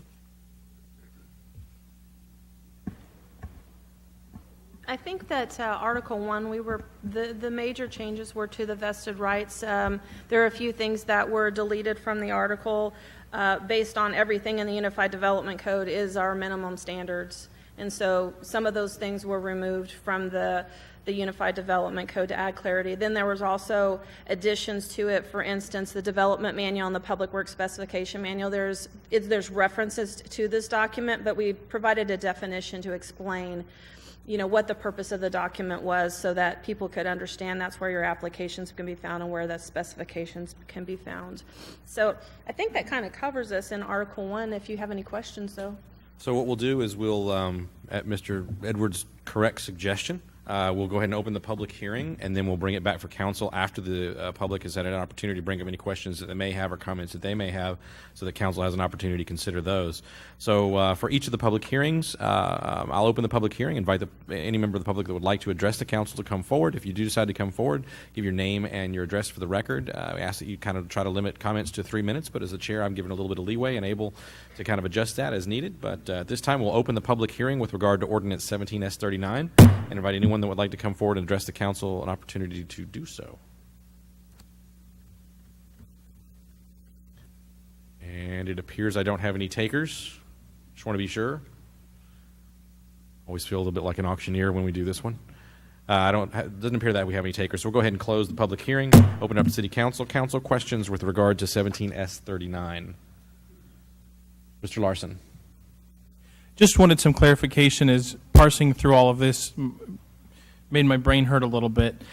My understanding is that these changes are specifically, primarily as related to vested rights, not necessarily changing the process or requirements for vested rights, but simply clarifying procedures and pointing in the appropriate direction. So my understanding is there's no change in requirements or fees. Is that correct? That's correct. The only change that is probably the most substantive change is that we have an expiration date on projects now. So if you see at the bottom here, a project will expire after 5 years.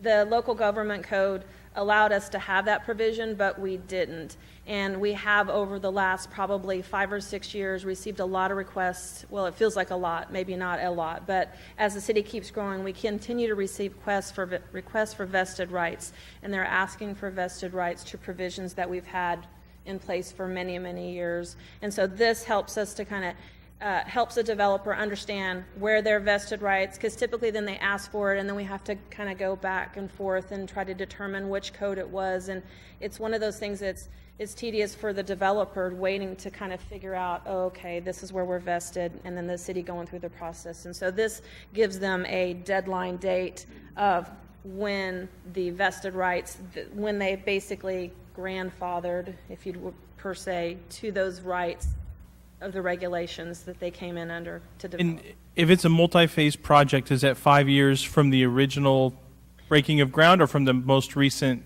phase of the project? Yeah. And so So one of the things that it says on here, it talks about a file, it's filed with, the project's been filed and if progress has been made. So we have an example, for instance, we have a project that's out in the industrial area that has a drainage channel through it. They came in, they master planned that entire area, platted it, started, the process.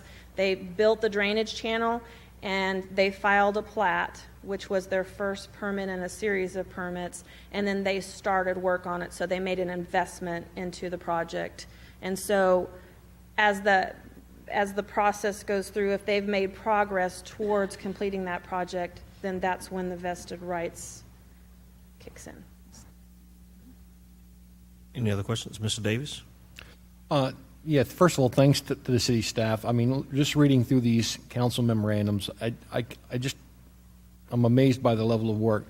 But I have to look at these things in context. Do we have a working copy of the UDC with these changes, sort of like we did back when we changed the charter, where it's Article 1 with what you're deleting lined out in red and what you're adding in another? So is there a version that between now and the next time we can get the council to read so we can look at this in context? Because, I have a hard time where we're talking about we're going to change this one line without looking at it in context of what else is in the document. We can provide a red line version. I think one of the things that, to speak for staff, because we talked about this, is where we're making relatively minor changes or changes to, say, a paragraph, you can easily see this is what's coming out, this is what's going in, you can sort of follow it. One of the problems on some of these is the changes are so wholesale that as you look at the document, you really miss because they're so substantial. So we can provide that to you. What I would suggest as well is if council members would like, staff can sit down with you with that along with the current version and the proposed version, and it may be easier to have them literally walk you through it to say, this all came out, here's why it came out, here's what got added or reformatted. Yeah, we can do that, but that may not get what you want because, again, they're so substantial in some sections, it's hard to follow. Right, thank you. Mr. Crawford? Mr. James, on that, sorry, I could say Ms. Woods, but you were there. I'm wondering if Mr. Davis is asking the question about how it was, is the way that it was briefed to P&Z, would that be acceptable and available? We certainly have the video available that council can watch on our new website for the Planning and Zoning Commission meeting. Yeah. I will say that one advantage that P&Z has is they are used to dealing with these issues on their agenda. That's sort of why you have them. And so to some degree, they're used to hearing about vested rights. They get staff reports on cases to say, this is vested, this doesn't meet. But that may be helpful as well. But we can provide the red line one-on-one P&Z. You have the red line? We can provide the red line. That's available, basically? Yes, sir. In addition to the DVD? Mm-hmm. Okay. Just a question, that's all. Thank you. Anyone else? I believe we are still on 17S39. If no other comments or questions from council, is there a motion to approve ordinance 17S39 on first reading? Moved, Mr. Mayor. Second. Have a motion from Mr. Edwards, a second from Dr. Kaiser. Any other comments or questions from council? Hearing none, I'll call for a vote. Aye. Aye. Aye. Aye. Aye. Aye. Aye. 7 ayes, no nays, the motion carries. Next item on the agenda is item number 5, ordinance 17S40, an ordinance by the City Council of the City of Schertz, Texas, amending Part 3, Schertz Code of Ordinances, the Unified Development Code, UDC, Article 3, Boards, Commissions, and Committees, and associated updates in UDC Articles 4, 8, 9, 11, and 14, repealing all ordinances or parts of ordinances in conflict with this ordinance, providing a severability clause, and providing an effective date. All right. Okay. So as Lisa This was the one that was getting me all excited.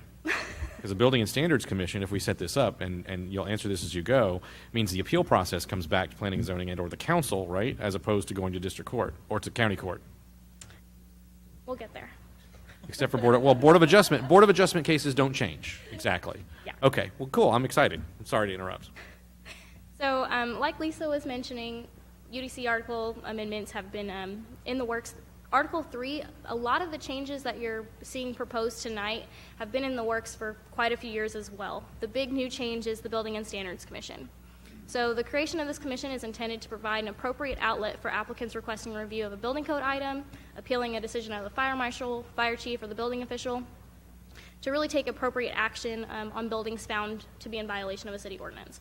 So I was mentioning the Board of Adjustment had a lot of items being sent to them in the UDC that they should not have been reviewing, such as items just essentially not related to zoning. So we wanted to make sure that we found an appropriate board for all of those items. So those are the big changes. Some of the smaller ones, just doing that general cleanup, a lot of the subsection boards had the same paragraph under each one. So instead of doing that, we kind of made this general provisions, relocating the authority granted from each of those boards into one section, cleaning up a little bit. So like I said, Planning and Zoning Commission, changing, removing that authority granted, updating some of the language to make it more clear. Same thing with Board of Adjustment. The way that the Board of Adjustment is currently listed in the UDC is a little different than the other commissions, so we wanted to kind of keep that uniformity and make it clear. Same thing here, just kind of cleaning up that duties and approval authority. One change, currently the UDC states Transportation Safety Advisory Commission, changing that to an appropriate name for Traffic Safety Advisory, or vice versa, apologize. Okay, so the exciting thing, Building and Standards Commission, specifically the commission will hear cases relative to these items, like I had mentioned, relating to fire safety of a building or improvement, relating to a building code or fire code. They would also have the authority to order the repair within a fixed period of buildings found to be in a violation, require the demolition of a structure, in appropriate cases, order the immediate removal of persons that are in danger. They would also hear appeals to decisions from the fire chief, the fire marshal, and the building official. Currently, those would go to the Board of Adjustment as well. This Building and Standards Commission is actually being proposed to be made up of residents that have specific criteria and guidelines in their professional place that would be more apt and more knowledgeable on making decisions in relating to those appeals. Once again, they have the authority to reverse a decision of the fire chief, fire marshal, or building official. They would also evaluate proposed amendments to the fire code and building code. Like I said, since they have that background in construction and plumbing and things of those natures, they'd be more knowledgeable on what those amendments really would change. They would also act as an advisor to the fire chief and building official. And then, like I had mentioned earlier, due to creating this Building and Standards Commission, it provided an opportunity to review everything that was going to the Planning and Zoning Commission, the Board of Adjustment, and really look at where all those items are going. So there's a list in the staff report that states, it's currently this, and it's being changed to this board. It's kind of hard to see up here since it's pretty small, but essentially that's all it is. If it was currently Board of Adjustment but wasn't zoning related, we change it to a board that was more appropriate, things of that.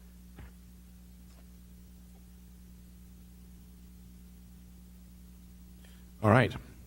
So first things first, public hearing. Item number 5, again, ordinance 17S40. Same instructions as the previous public hearing. This time I'll open the public hearing. Anybody that would like to address the council can come forward and do so at this time. Does not appear that I have any takers. And so I'll go ahead and close the public hearing then at this time, and then open it up to council for questions. Mr. Edwards? I have a couple of questions. What are some of the requirements? You said that there were people from certain parts of the community or residents that would be actually able to serve on, for instance, the Building Standards Commission? If you'll just give me 1 second.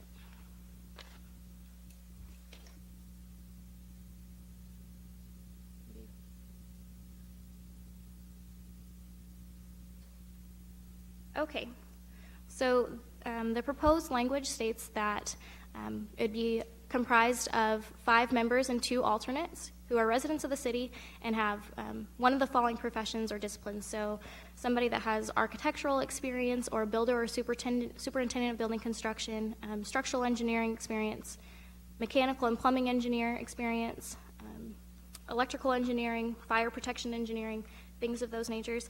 And then we wrote in here that if a resident with the above criteria cannot be found, then then you all may appoint another resident of the choosing. We do acknowledge that it's probably going to be difficult in the beginning to find someone of every single one of these, so we wanted to make that caveat. And we will be proposing that the same members of the Board of Adjustment at the beginning be hearing these items while we try to find someone that more appropriately fits. Thank you. That's exactly what I was wondering. Mr. Thompson? Most of the questions have already been answered by this sheet, and I thank you for providing that. Just a little bit of background. When we were talking about the UDC earlier on previous council, one of the things that the council had requested is that there be greater flexibility, retaining the spirit of the UDC, but not necessarily the exact legality. And I think this is going to go a long ways towards implementing that aspect of it, and I appreciate that. Anyone else? Mr. Crawford? Once again, at the risk of displaying my ignorance, when I looked at the 5 individual descriptions, it's like pick one person out of each place in the staff and have them be on the committee. And if that's the case, why do we need the committee? Because we have the staff looking at a lot of these things. If you bring in the authority to do something, that may be a reason to have a committee, but I'm a little bit confused about listening to what the description is for the board, realizing that that sounds like city staff. I'm not trying to be a pain. I'm just saying finding these kind of people in our city is like finding city staff people. They're not easy to come by. They're not $1.98 an hour, and it has to be somebody in the city. So I'm just raising that issue. How I look at it when I first saw that. You can make a comment if you want. You don't have to make any comment. I'm just saying it's like you're transferring staff to a committee, and I know you're cleaning up some pieces on BOA because they're a different kind of a board than the other boards and committees are, et cetera. Oh, Councilman Crawford, one of the big things that this board is hopefully designed to do is to hear some of those appeals. So if the chief building official makes a decision and the builder decides, I think that this material is of the same structural quality as this material that you said that, I have to use, we don't really have a way to say, yeah, you're right, after looking at it, they are similar. This board would be able to reverse that decision by the fire chief or the building official and say, yeah, you can use that as an alternative. Those kind of things. So this board, along with quite a few other things that local government code allows building and standards commissions to hear, is to hear those appeals that right now they would be heard by the Board of Adjustment, and you have to have that legal hardship for that variance. So it's not so much that they can go to Board of Adjustment and make that same case, it's they'd be able to go to this board and these representatives would be able to hear the case and say, yeah, there's not, a legal hardship for this, but it is similar in principle, if that makes sense. Okay. I know Mr. Outlaw would be qualified on the fire chief side of things, but I'm not sure who the other ones could be. Well, hopefully, we have a monthly contractor meeting, right? A monthly contractor meeting that Building Inspections does put on, and we're going to start not advertising, but letting them know that we're creating this board and see if any of them are residents and would be interested in volunteering their time. Good. Thank you. Mr. Davis? Question on the wording here. We talk about putting 5 members, and we say registered design professional. And Mr. Crawford just brought up a good point on our former fire marshal. He certainly has a lot of experience in the fire department. He's had a career of it. Our former assistant chief and fire marshal. But, I mean, is he a registered design professional? And my question would be is how do we since the city council is going to appoint these, I imagine the same way we appoint all the other boards, commissions, how do we validate whether someone is actually a registered design professional in each one of these particular categories? The way we've discussed it is that they would be licensed through the state. So if you're an electrical contractor, you're licensed through the state and things of that nature. So with regards to a fire protection contractor then, or someone with fire protection engineering experience, that standard would probably disqualify our former fire chief, who's our former fire marshal, because I don't believe he's licensed through the state as a fire protection contractor. The way that I read this, I agree, Brian. Yeah, no, that's correct, Councilman, and I think that's why in part, we put the last provision in, as you could certainly say he fits within that criteria if we can't find someone. Again, our concern was not we'd have an overwhelming number of licensed registered professionals, at least to start, but that we'd struggle to find, and so then we could tap into some of those folks. But certainly, again, if council has suggestions to say, we want to tweak the wording to not make it as strict or rigid up front, we can do that.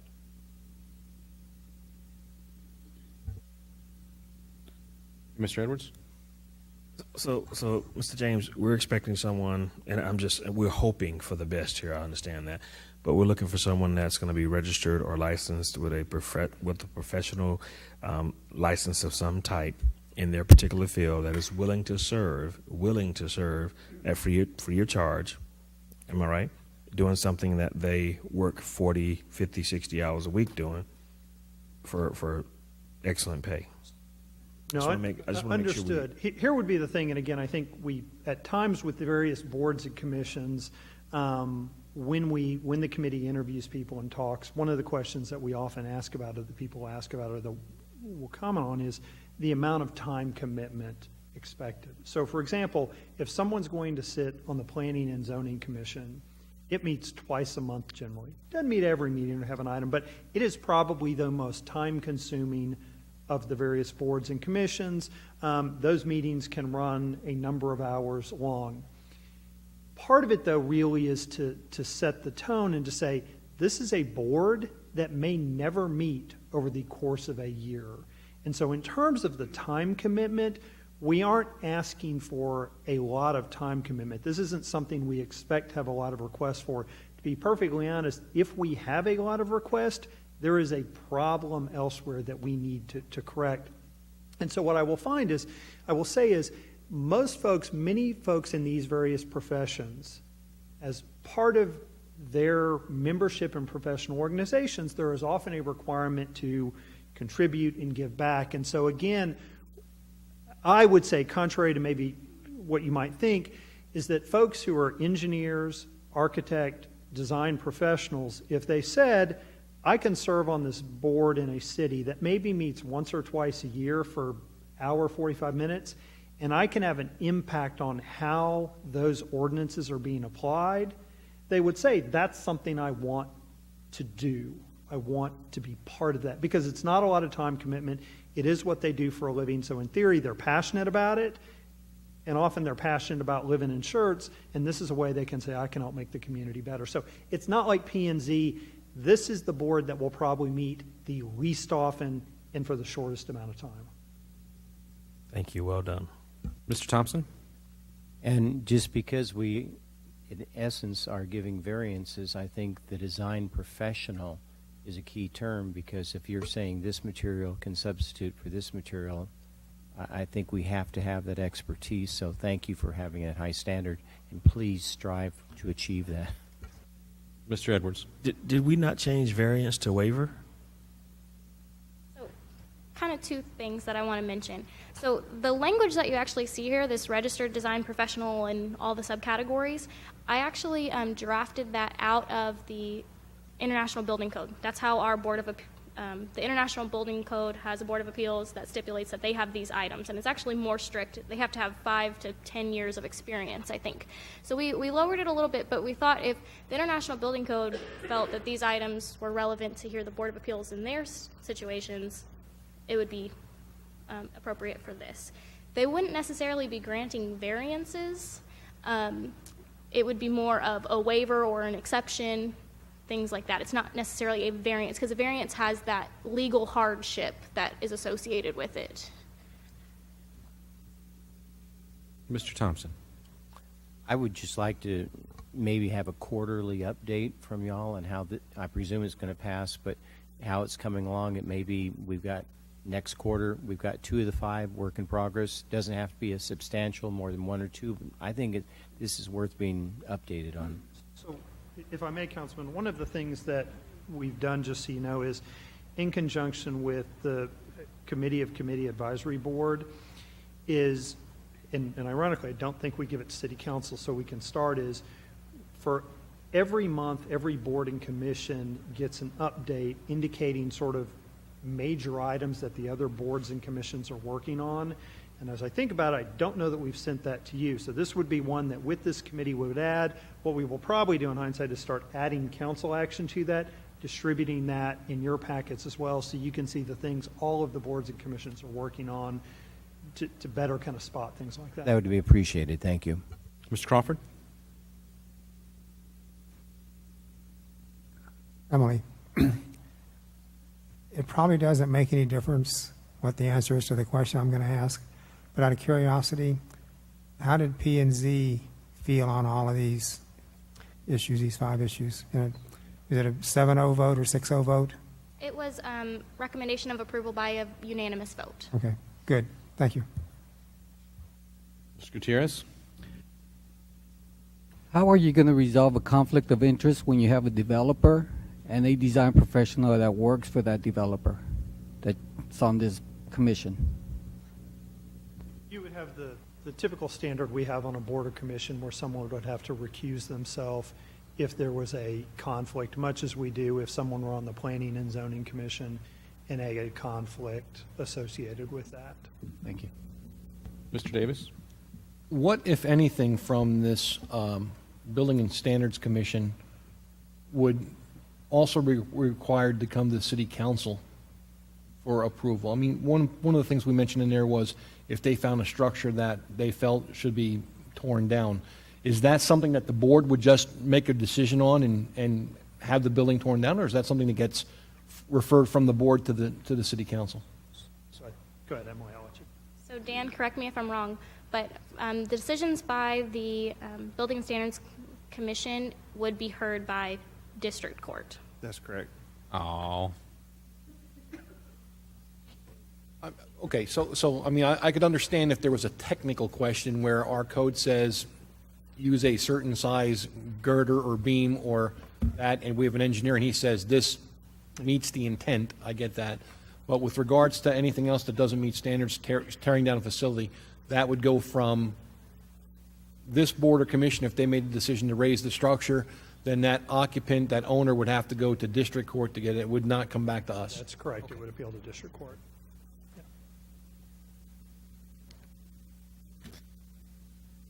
Council, other questions? Mr. Crawford? Mr. James, that's the same way Board of Adjustments is now, right? That's correct.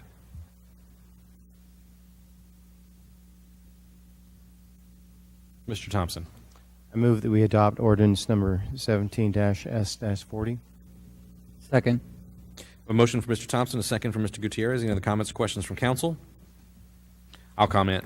I think it's a great way to give our citizens another outlet to an appropriate body to go if they feel that they have a legitimate argument to do something differently than what appears in the UDC. The more outlets that we give to our residents to explore other possibilities in a disciplined way, the better we're serving the community. That said, I'll call for a vote. Aye. Aye. Aye. Aye. Aye. Aye. Aye. 7 ayes, no nays. The motion carries. Thank you. Next item that we have on the agenda this evening is item number 6. Ordinance 17-S41, an ordinance by the City Council of the City of Schertz, Texas, amending Part 3, Schertz Code of Ordinances, the Unified Development Code, UDC, Article 4, Section 21.4.15, Public Infrastructure Improvements, Construction Plans, and Community Facilities Agreements, and associated updates in UDC Articles 9, 12, and 16, repealing all ordinances or parts of ordinances in conflict with this ordinance, providing a severability clause, and providing an effective date. Good evening. Good evening, Mr. Mayor, council members, Mr. Kessel, and Mr. Santee. I'm going to provide a very general background description of what this section covers. So Section 21.4.15 addresses public infrastructure improvements, construction plans associated with those public infrastructure improvements, and community facilities agreements, which is a term that's currently written in the UDC to cover agreements that the city executes with the developer for new development. And the new development may consist of either residential or commercial development. Public infrastructure improvements associated with those, the typical ones that most are aware of are roadway improvements, sewer line improvements, and water line improvements, meaning new residential may require additional roadway improvements, extension of sewer lines to provide for sewer capabilities to provide sewer service to the new residential lots or commercial, and then extension of water lines. So when we talk about public infrastructure improvements, those are the general ones that most think of. So this section covers the requirements that are outlined in our UDC to cover public infrastructure improvements and the associated process with that. So earlier this year, internally, since the beginning of 2017, staff, including public works staff, engineering staff, and planning staff, have recognized a need to make improvements or make amendments to this section due to a number of things. One, the main purpose is to provide clarity for the end user, and the end user for this specific section is predominantly the developer. As they work on new development, they need to be aware of what our requirements are for public infrastructure improvements. So the main goal is to provide clarity and for the developer, and in the end, that benefits the community. Also, we recognize that our current city practice and our processing requirements, when reviewing the current UDC language, there are some inconsistencies, and so as we evaluated this section, we looked at what areas needed to be revised, and as part of that process, we looked at surrounding jurisdictions requirements just to see if we're consistent with surrounding communities and their requirements for public infrastructure improvements. So over the course of the last 10 months or so, we've gone through various renditions and draft versions of this section and looked at other jurisdictions' requirements, some target cities, and evaluated what should be revised. We presented this to the Planning and Zoning Commission on September 13th, and the proposed amendments that we have before you are the same that the Planning and Zoning Commission reviewed, and they made a unanimous recommendation for approval. So, Councilman Davis, I know you had inquired about red line versions. Due to the extent of the changes for this, the changes are so substantial in terms of moving various language subsections around, and we had, through the process, the internal process, we had done track changes, and I can even show you how confusing it is to look at, because pretty much every line in this section has been crossed out and then either relocated to a different section or new text has been inserted. So what we felt would be easier to explain to you would be just a general summary, and then if need be, we can look at the current UDC language and then compare it to the proposed amendments, and then I could walk everyone through what has changed rather than the strike-through version and the red line version, because it is more confusing to look at the red line version. So in essence, one of the changes that we're proposing is a terminology change of community facilities agreements. We are proposing to change this section title to replace it with improvement agreements. The purpose of that is associated with new development, there are various improvement agreements that may be entered into. And the term community facilities agreements, when looking at previous agreements that the city has executed or entered into with developers, it could have included communities facilities agreements, subdivision improvement agreements, or parkland improvement agreements. All of those are associated with new development. And so to avoid any confusion to the developer, we're proposing to change the term to improvement agreements. And this is consistent with several other surrounding jurisdictions. Our current UDC has an application requirements and processing of application decision subsection. And the way it is currently written, it references applications that need to be submitted to the Public Works Department, and then it includes very specific submittal requirements such as the number of plan sets that need to be submitted, format of what needs to be submitted, etc. Staff in reviewing this felt that the UDC did not need to outline very specific criteria such as that, and instead felt it would be more appropriate to replace that language with referencing the engineering department and the engineering department's submittal requirements. That way, as submittal requirements change, such as the number of plan set, as we improve with our technology and we don't require as many hard copy sets, we can change the submittal requirements, say from, as an example, 3 sets to maybe 1 set, and it doesn't create conflict with our UDC. Also, we changed the reference to engineering department because currently construction plans are submitted to our engineering department for review and approval prior to issuance of development permits. And that was one item that we recognize an inconsistency of between the UDC language and our current practice. We are proposing new subsections that address expiration and extension of approval of construction plans, and the approval of construction plans is a requirement related to platting. So anytime prior to approval of a final plat, construction plans are required to be approved. Currently, this section does not have an expiration or extension requirement, and we are proposing to introduce that to this section for consistency with our final plat processing requirements, which covers expiration and extensions. And so the language that is proposed for this subsection coincides with the final plat requirements. And the expiration is 2 years, which is consistent with our final plats. When final plats are approved, they are valid for 2 years. And the extension, our UDC allows for a 6-month extension. So the language that's proposed for this section of the UDC would be consistent with the final plat expiration and extension requirements. We are also proposing to increase the warranty bond period from 1 year to 2 years.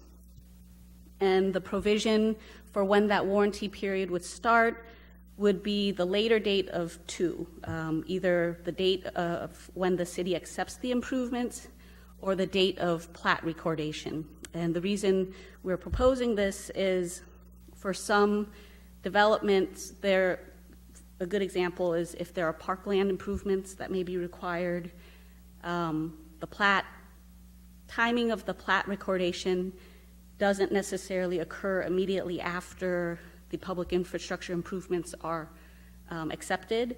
And so we felt that to start the warranty period for whichever of the 2 comes later would make more sense.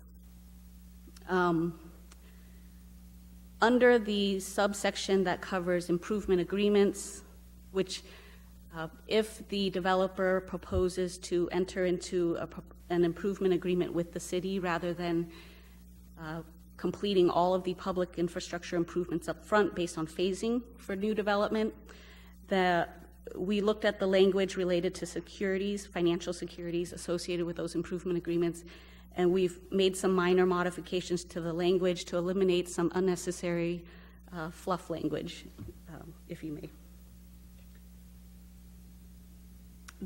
Currently, there is a section about building permits, and we are proposing to remove the building permit subsection from this because the way our processing requirements are currently, building permits are not issued for any development until a final plat is recorded. So we have to have a legal lot of record recorded via plat before any building permits are issued. And so we felt that this section was unnecessary. and also because in the event that the developer proposes to enter into an improvement agreement that with the city, then that in essence creates inconsistency with the way the current language is drafted. And the inspection and acceptance of public improvements and minor revisions that have been made to this is we essentially just relocated where it is within this section of the UDC. For consistency throughout the UDC, we are proposing to add a definition for public infrastructure to Article 16 because we currently don't have a definition for public infrastructure, so we thought that would be helpful to the end user, to the developer. And also under Section 21.12.10 F2, which is the subdivision section of our UDC, the current language is maintenance bond, and that has caused some confusion, so we're just proposing to change it to warranty bond for consistency with what we're proposing with this section. And then under Section 21.9.10 F, the current title is Parkland Development Agreements. For consistency's sakes and to eliminate any confusion, we're proposing to change it to Parkland Improvement Agreement to be consistent with this section. And then the paragraph under that section requiring parkland public improvements or parkland improvement agreements, the language has been revised or proposed to be revised to be consistent with the improvement agreement requirements of this section.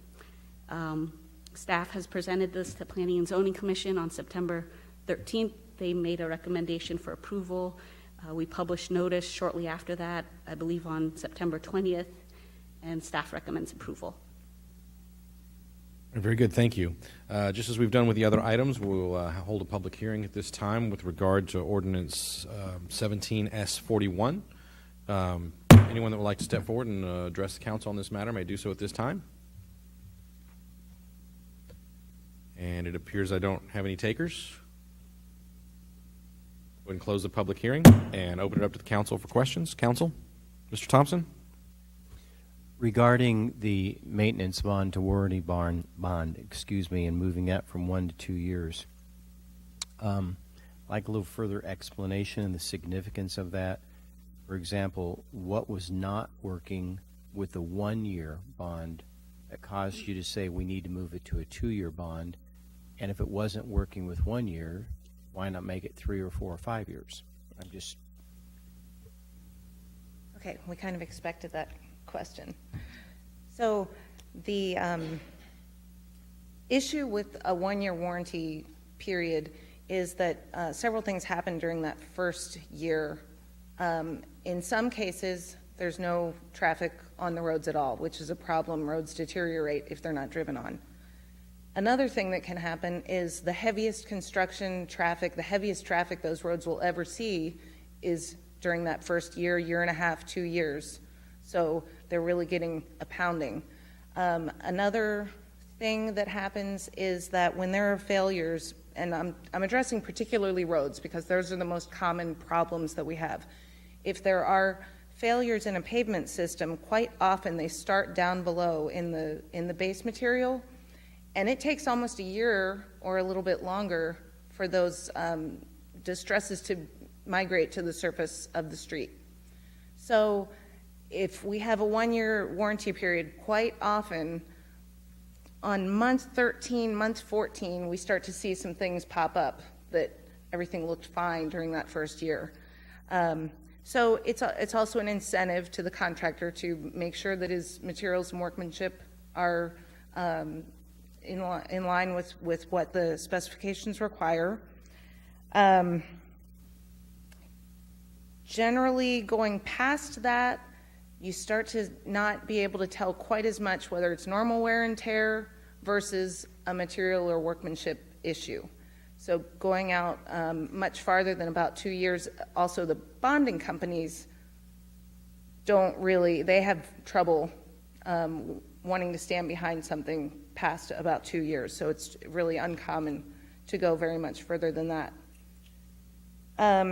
We did, I'll just preemptively answer another question that we kind of expected. What's the cost to the developer going to 2 years instead of 1 year? And I did do some checking and run some numbers. Generally, the maintenance bond or warranty bond is, well, what the UDC does require is that it's 20% of the value of the construction project is the value of the bond that we require. Those bonds generally cost between 1% and 5% of that amount. So if you've got a $1 million project, and for example, Rhine Valley Unit 4 construction cost was about $1 million, their maintenance bond for 1 year at 2%, which is a common number, would be $4,000. Extending that to 2 years, $8,000. That's for a subdivision that's got 83 residential lots. So that cost, we believe, is nominal when you're looking at the added protection that we will have over the extended warranty period. Anyone else?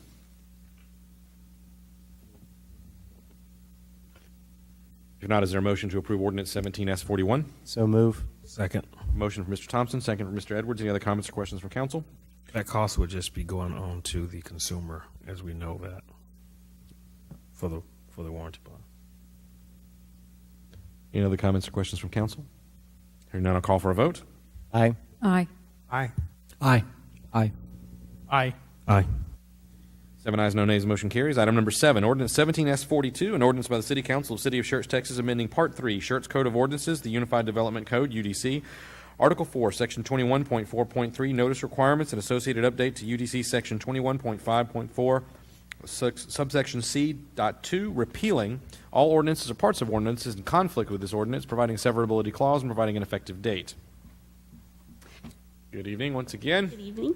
So this proposal started since last year, and I believe it was due to several zone change applications that Planning Department received that had a lot of public interest. And as a result of those projects and the zone change requests associated with those projects, Planning Commission had requested that staff research what options we have for posting public hearing notice signs at the project site.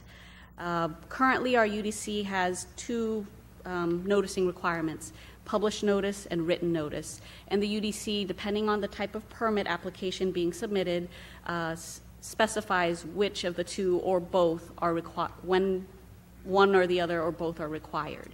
And so staff has looked at a third option for public noticing in an effort to better inform the public, and that is for posting of public hearing notice signs at the project site. And this was, again, at the request of our Planning Commission. So as part of our internal research process, we held a couple workshops with the Planning and Zoning Commission to give them some updates, periodic updates of the research that we had done.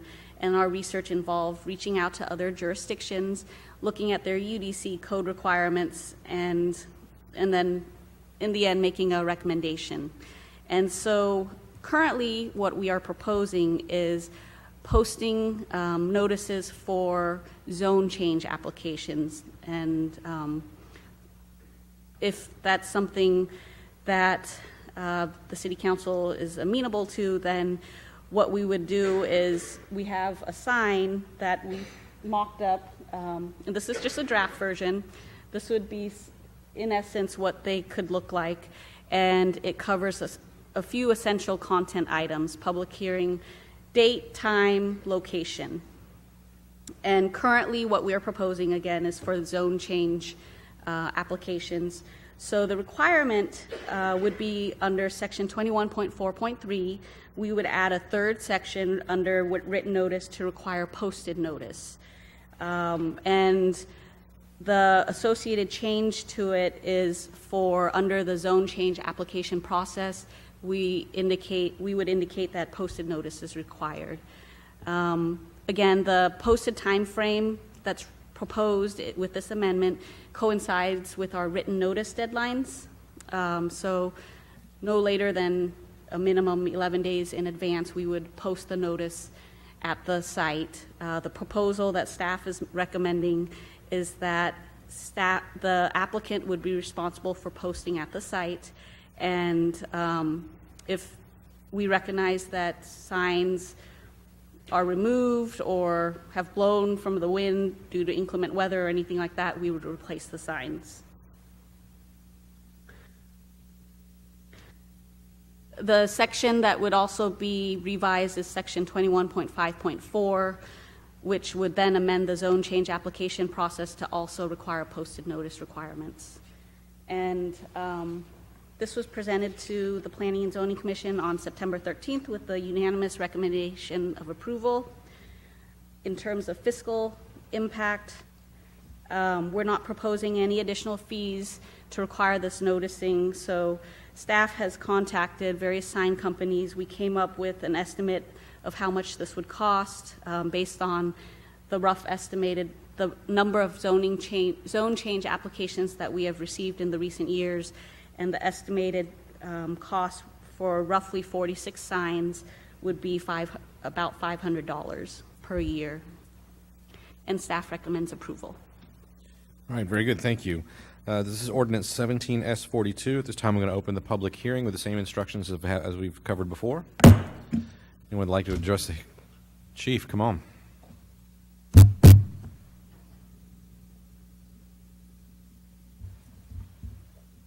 Good evening, everyone. Glenn Outlaw, 3729 Forsyth Park. I just wanted to add, though, Channery's comments that the Planning and Zoning Commission kind of initiated this study, and staff's been working on it for quite a while. Our concern was that the current notification for zoning changes, while it's published, it's probably not something that the average citizen looks to read. And then the notices that are mailed out, I think, are what, 200 feet? Is that the perimeter? But what we noticed, and you saw some of it in a couple of rezoning cases that came up earlier in the year, that often these things affect more than just the people that are adjacent to it. So we were looking for some way to make more of the public aware of what was going on, and the concept of posting these signs seemed like a good way, so that as people drive in and out of their neighborhood or to and from their neighborhood, they may not get the written notice, but they may see this sign and generate some interest. So again, as it was mentioned, it was a unanimous recommendation for approval from Planning and Zoning. Thank you. Perfect. Anyone else that would like to address the council? It appears I have no other takers. So I'm going to close the public hearing. Open this up to council. Comments, questions? Mr. Mayor, I'd like to make a motion that we approve ordinance number 17S42. Second. I have a motion from Mr. Edwards, a second from Mr. Thompson. Any other comments or questions from council? This is really good work. Thank you so much, Chandler. Thank you guys for what you've done. And planning and zoning as well. Thank you so much. Any other comments or questions from council? Hearing none, I'll call for a vote. Aye. Aye. Aye. Aye. Aye. Aye. 7 ayes and no nays. I have to echo the comments of Mr. Edwards. That's great work. I mean, anytime we can better disclose to the public what we're doing, everybody gets to win, and at such a nominal cost. Well done. Thank you. Thank you. Thank you.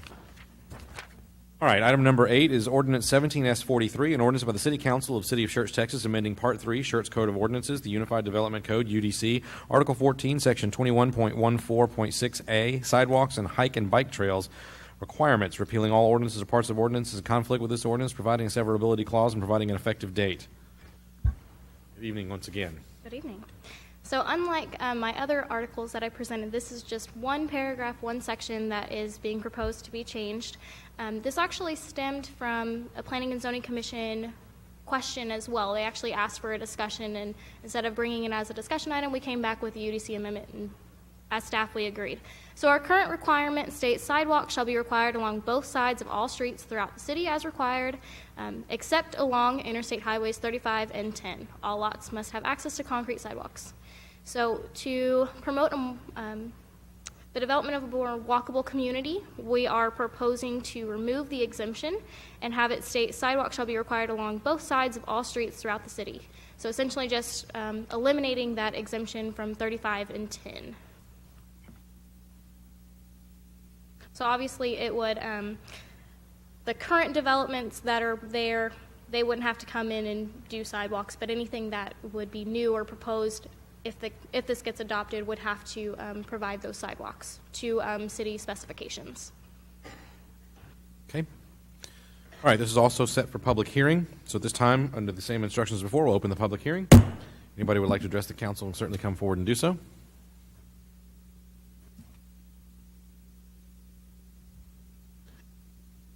Evening. You didn't say the whole meeting just for this point. I didn't, but I felt obligated to speak up. Sorry that we kept it late. 513 Triple Crown, John Sullivan. Yes. I just want to speak up because I think I was really surprised when I heard that 35 and I-10 did not require sidewalks. I think actually I see a lot of businesses that even put them in, not even knowing, or they do it because they see it as a good thing economically. But we now have hotels on 35, and we have restaurants at 3009 that it's not easy to walk to for visitors. So I just want to encourage that this be passed. The other things I was going to say is it falls in line with the Master Thoroughfare Plan. The number one goal is access and mobility. There's even sections on, it actually says in the Master Thoroughfare Plan, all roadways in Schertz have the potential to be complete streets. So other than that, I think it's good for business. The businesses, the developers that come in long term, they see the need for sidewalks long term. The short term developers, maybe they don't want to because it's cheaper, but long term the businesses are going to benefit from not only customers that can walk from neighboring businesses down 35 a little bit just for a lunch break, to even people needing to get to a job or something like that. So I encourage this to be passed. Thank you. Very good. Thank you, sir. Anyone else would like to address the council on this one this evening? Here's I have no takers, so I'll go ahead and close the public hearing. Open up to council. Council, Mr. Edwards? I have one question, and maybe you can just help me. We're doing the Main Street project, right? What if we decided to go with cobblestones versus just concrete? So as you can see, we actually took out that requirement. So what it currently states is all lots must have access to concrete sidewalks. We're removing that to just say all lots must have access to sidewalks. What we're referring to is they'll be built in accordance with the Public Works spec manual, but also allows for a little bit of leeway for something like that. Thank you. This is just like what we talked about when we were trying to make sure that every restaurant, you could actually go from one parking lot to another without getting back on 35, without getting back onto 3009. Smart move. Thank you.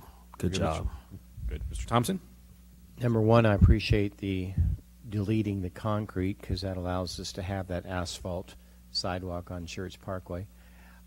Number two, in order to avoid a hodgepodge pattern where some developers may not have sidewalks in I-35 or 10, is there something that we can add, not necessarily right now, I think this is good, I don't want to delay this, at a later date, the possibility of that as a lot sells or as business sells, if it does not have a sidewalk, then it must be mandated to add the sidewalk to that section? So I'm not sure if we could do that, but if the lot gets, if the building is there, gets completely torn down, rebuilt, whole redevelopment of the lot, we could require the sidewalk then. But if it's just a change in ownership, I don't think we'd be able to make them do that requirement. And investing, which you heard, your second item poses a problem there as well. But really, to be perfectly blunt, with those gaps in sidewalks that have developed, it's going to take the city coming back in, working with TxDOT, as you saw along 35 and 3009 to add those. I just want to have the consistency for safety's sake. Yeah, again, the challenge, if I may, we get is a complaint from developers saying, I'm building a section of sidewalk, it goes nowhere on either side. And they're correct, but the problem is if you don't require it then, you never have a complete section of sidewalk. You have to get it when you can get it, and then eventually you've got a complete section. Very good. Anyone else? Oh, Mr. Larson? Well, I realize I'm going to be perhaps yelling in the wilderness here, but one of the things that got me interested in if y'all just indulge me, because I think this is important philosophically for us to at least consider. One of the things that got me interested in government and economics and all that in the first place was a study that I was shown that has been debated still today for years, but never debunked, related to the mandating of seatbelts in vehicles. and my economics teacher took us through this study and talked about how a UK professor actually decided to follow up on what happened after seatbelts were mandated in many different countries and states, and found that the net result in deaths from car accidents was actually neutral or negative result because of the seatbelts. And the fascinating story of that is that there's unintended consequences to every decision we make. And every regulation that we implement with good intentions, we should at least consider the opportunity cost and the unintended consequences. And economically, when you're looking at adding requirements to development, we see something that we all agree on, and that I even agreed on in terms of our plan, in terms of a walkable community. And that's a great intention, that's a great goal. And the reality is the pathway to California is well-intentioned regulations. And when I look at the community at Schertz, another thing that people frequently talk about is having local flavor, having diversity of businesses, having economic investment from a lot of different players. But when you begin to add regulation on top of regulation and requirement on top of requirement and cost on top of cost, what you're doing is you're regulating the local flavor out of possibility. Because ultimately what happens is the cost for development increases. And when the cost for development increases, that's an economic barrier of entry that is harder and harder for a local or small investor to overcome. They simply can't overcome it. And many of the larger corporations and the statewide corporations and the multinational corporations that are good parts of the city, but certainly not the only thing we want, they have abilities to overcome that. One, they can pay for cash, so the cost is less significant because there's not a long-term financing cost. Two, they're able to get infrastructure improvements, usually from economic development or other incentives that a small developer can't do, because a small developer can't commit to 10 years. A small developer can't commit to increasing their personal property by $1 million over 10 years. A small developer can't commit to promising to hire additional employees at the risk of, if they don't meet that requirement, they have to pay back the incentives. And so when we say, okay, hey, yeah, this is great. This is a goal that the city wants to have, but we have to understand that it comes at a cost. It's not just new shiny sidewalks that we all love that came down from unicorns and rainbows, but it's saying that we're sacrificing the ability of small investors, smaller businesses, smaller developments. We're adding economic barriers of entry that put them at a disadvantage to the larger corporations in exchange for sidewalks. Now, if as long as we all understand that, and say that that's a good decision to make and that's the right trade-off for the city of Schertz, then that's okay. But I think it's important that we realize that this is not simply a matter of, oh, we're going to have sidewalks now. I mean, even when you look at HEB, they didn't put in sidewalks and they're a major developer. And they have the ability to do that. So for me, it's kind of the straw on the camel's back. It's every time you take a regulation or a rule or a requirement, it's a piece of spaghetti that you lay out, and over time they get so intertwined and so big and so tangled that it's economic barrier of entry. That means the local flavor we're looking for, we're actually regulating out of existence. And so I think that we need to at least acknowledge that opportunity cost. We need to at least understand that we are making a trade-off.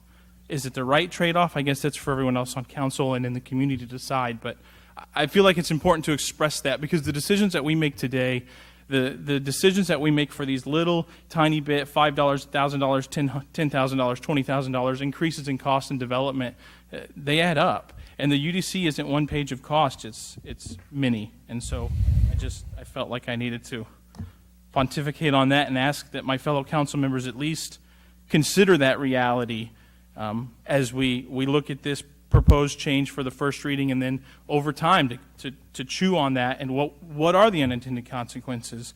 What does that mean for the future of economic development in Schertz? Not just for this, but as a policy in general. So I'll get off my soapbox. All right. Mr. Davis? Yes. It's only partially related to this, but since the requirement that you're proposing is sidewalks shall be required along both sides of the streets throughout the city is required in 21-14-1. I know the city's done an excellent job with the paver program looking at city streets, but we have asked in the past about sidewalks in the existing part, that it goes beyond 35 and 3009. We have significant other portions of the city. So I would like to remind the staff that at some point I'd like to see an update on which sidewalks don't exist and what the long-term plan, and I'm sure it's going to be a very long-term plan to address that. Mr. Thompson. All deference to Mr. Larson. Yes, this will add cost to the developer, small, medium, and large. But when I was on vacation this last May, we stayed in a hotel, and our families gathered together with us. Strollers, infants, etc. And one of the nice things was we could walk from our hotel, cross the street, go on sidewalks, go to the restaurant, go on sidewalks to a local park. Everything was self-contained and safe. And yes, there is a greater cost, but I think the value to the city and the value to the citizens, in my opinion, does outweigh that cost. Mr. Edwards? I've been in this community since 1997, and I remember when there were no sidewalks, and there are some streets that still don't have sidewalks. I did not want my kids out on the streets. I did not want my kids. My kids played in the backyards where they should play. Most people now put their kids in the driveway. You know, that's better than putting them on the street. I do believe having a walkable community is extremely important, as do I believe having an auditorium, as a YMCA, as youth soccer fields and baseball. I think that's extremely important. I realize, too, that it does add cost, but I think it's the right thing to do for this community. Going forward, we need to make sure this happens. Mr. Larson? I think that there's truth to both of what y'all have said. I don't deny the value of sidewalks. In fact, I think having a walkable community is great, but man, it's really easy to think it's the right thing to do when it's someone else's money. It's really easy. And one of the things I'm thinking about is even if I had a sidewalk along 35 frontage road, I wouldn't want my kid walking along 35 frontage road anyways, but it would certainly be safer with a sidewalk than without. But it's really easy to be the right thing to do when it's someone else's money, and to have a community requirement and say we're going to pass that burden on developers is something we can do and communities do, but we're making a choice. And what we're doing is we're saying, by passing that cost on to developers, we're saying bigger corporations, bigger companies have an advantage when it comes to developing in Schertz. That's just the reality. Mr. Thompson? Yes, thank you. I would like to make a motion that we approve ordinance number 17-S. Second. 43, please. A motion from Mr. Thompson, a second from Mr. Edwards. Other comments and questions from council? All right, I'll call for a vote. Aye. Aye. Aye. Aye. Aye. Nay. Aye. 6 ayes and 1 nay, and the motion carries. All right, thank you, ma'am. Item number 9, Resolution 17R87, a resolution by the City Council of the City of Schertz, Texas, authorizing a development agreement with owners of property under an existing development agreement where the property is, I'm going to read it the way it's written. I hope the caption was written right. The property is values, or should it say valued for agricultural, wildlife management, or timberland use and other matters in connection therewith. That should be valued. Sorry. No problem. No problem. I'm not going to reread it. Good evening, Council. Said both words. Mr. Kessel, Mr. Santee. The item that you have before you is a development agreement and a little bit of background on this kind of development agreement. So in 2010, the city accepted extraterritorial jurisdiction, ETJ, from the city of San Antonio and commenced annexations of a large area in southern Schertz that's more or less bounded by 1518, which you'll see here, Schaefer Road, which is actually 2 roads north of this, and then the Cibolo Creek, which is our current ETJ boundary, as well as city limit boundary, and I-10 to the south. So a very large chunk, kind of everything south of 78 on 1518 and then to the east.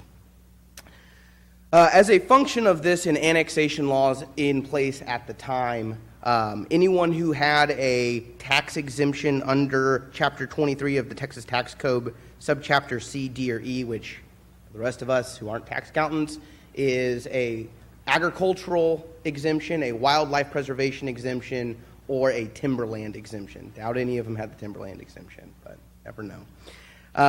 So anyone who had those items were offered a delayed annexation development agreement, the function of which is was approved as a generic form, more or less stating that the property owner could continue that agricultural use, or if they had single family out there at the time, they could continue that single family use, and that the annexation would then be delayed for a period of 10 years from the execution of the agreement. There are a number of places that took up those agreements, and we kind of track them as they go. There's a number of qualifications on them as for when land is sold, the same agreement is offered to the new landowner under the existing time frame. And if the new owner is amenable to that, then we're able to execute that new agreement. In this specific case, there was 40 acres of a much larger area that was sold to a couple, Paul and Mary Rundis, from an existing development agreement, which was under the Evelyn E. Kruger Living Trust development agreement. And so they did do a legal subdivision per local government code, and so there's no concern with that. However, they did approach the city because it's their desire down the road to subdivide the property into multiple lots, 6 total lots, where they're able to build houses on it for family members. That's kind of their goal. Is they really enjoyed the rural character of South Schertz, wanted to do this. The original agreements provided a provision that stated that the property owners could not file a subdivision plat with the county without city consent, and that they couldn't change the land use without city consent. And so staff's interpretation of that is we feel that the appropriate folks to make that decision is city council, since they made it the first time as well. So that being said, there are a number of things that weighed into staff's recommendation on this as we look at what the actual request is. So when these items, when the delayed annexation agreements were done, the main goal of them is to prevent uncontrolled development. So it stops somebody who's got 100 acres from coming in, filing a subdivision plat for 50-foot wide lots for the whole thing, no parkland, no drainage, that kind of thing. Because as it is, we do have subdivision controls in the ETJ. However, we don't control lot size, we don't control land use, or any of those zoning functions. So we literally just go through that procedural item to get land platted. And so that's kind of the nutshell on the background about why these agreements exist. If you ever look at a zoning map, and I'm sorry I didn't bring one, you can, here's the back one. So you can kind of see here the hashed areas are all delayed annexation agreements, while the colored areas are not. The ones that were not is either because they didn't want to do the development agreement, or they didn't have that agricultural exemption. There's some commercial properties that probably everyone's familiar with, especially along 1518, that when that occurred, they were just annexed because they didn't have that entitlement. So the applicant is requesting to continue to be in the ETJ, and the original agreement was executed in August 9th, 2011, so the new agreement would go till August 9th, 2021, which is only, 4 years, a little less than 4 years now. And they would remain in the ETJ. At the end of that term, much like every other development agreement in that area, they are subject to voluntary annexation. So these do turn into a petition for voluntary annexation if the city so chooses to annex them at that time. The main modifications to this agreement that were different than the original agreement is the provision to allow a subdivision of up to 6 lots with a minimum of 5 acres, and then the ability for a single-family dwelling to be built on each of those lots. In order for all of that to happen, they will have to comply with the city requirements for platting as well as building code. So it's almost as if the city was within the city of Schertz, but is still on that delayed annexation. In evaluating that, staff did look at the comprehensive land plan, and generally what they're wishing to do is consistent. This area is identified as agricultural conservation, which is 5 acres. Or greater, generally single-family land use. So again, what they're wishing to do and what's been written into the agreement is compliant at whatever point in time they become annexed into the city. that future land use zoning that's identified from the Schertz sector plan for South Schertz, their plans would be compliant with that, so staff doesn't have that concern. And again, the goal of the development agreements is to really prevent that unchecked development where we get somebody just trying to race in right at the last moment and say, here's my subdivision plat, and we get something that is not necessarily the safest development, has not gone through the appropriate review and criteria that we have our Unified Development Code for, and those kinds of things. So staff does recommend approval of this item as it's consistent with both the comprehensive land plan, and it's also consistent with the spirit and intent of why we offered these agreements in the first place. Very good. Thank you, sir. Council, do you have any questions regarding this one? Mr. Edwards? So let's just play devil's advocate. So we're in the future is 2021 or further out even, and they've put the 6 homes on at a minimum of 5 acres per lot, right? And they say, well, you know, someone wants to sell their property to a developer. The developer wants to offer them money, tear down that property, and plat it for 30 homes.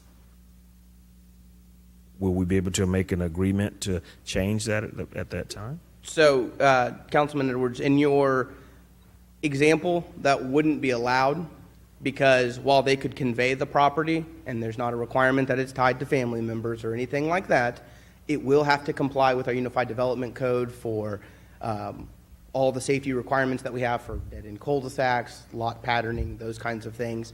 And then for them to subdivide it, they'd have to go through a replat process, which is not permitted in this agreement because it exceeds the 6 lots. It would be a violation of the agreement. Any violation of the agreement immediately turns the agreement into a voluntary petition for voluntary annexation. And please correct me where I go awry here, Dan, if I do.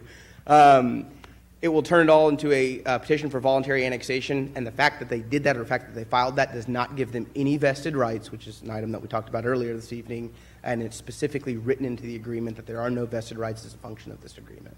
And Bryce, for clarification, under all of those annexation agreements, at what year does the city have the right to annex? I believe they're 10 years, and it's from the original date of entry. And I know we've had a number that have come to council over the years.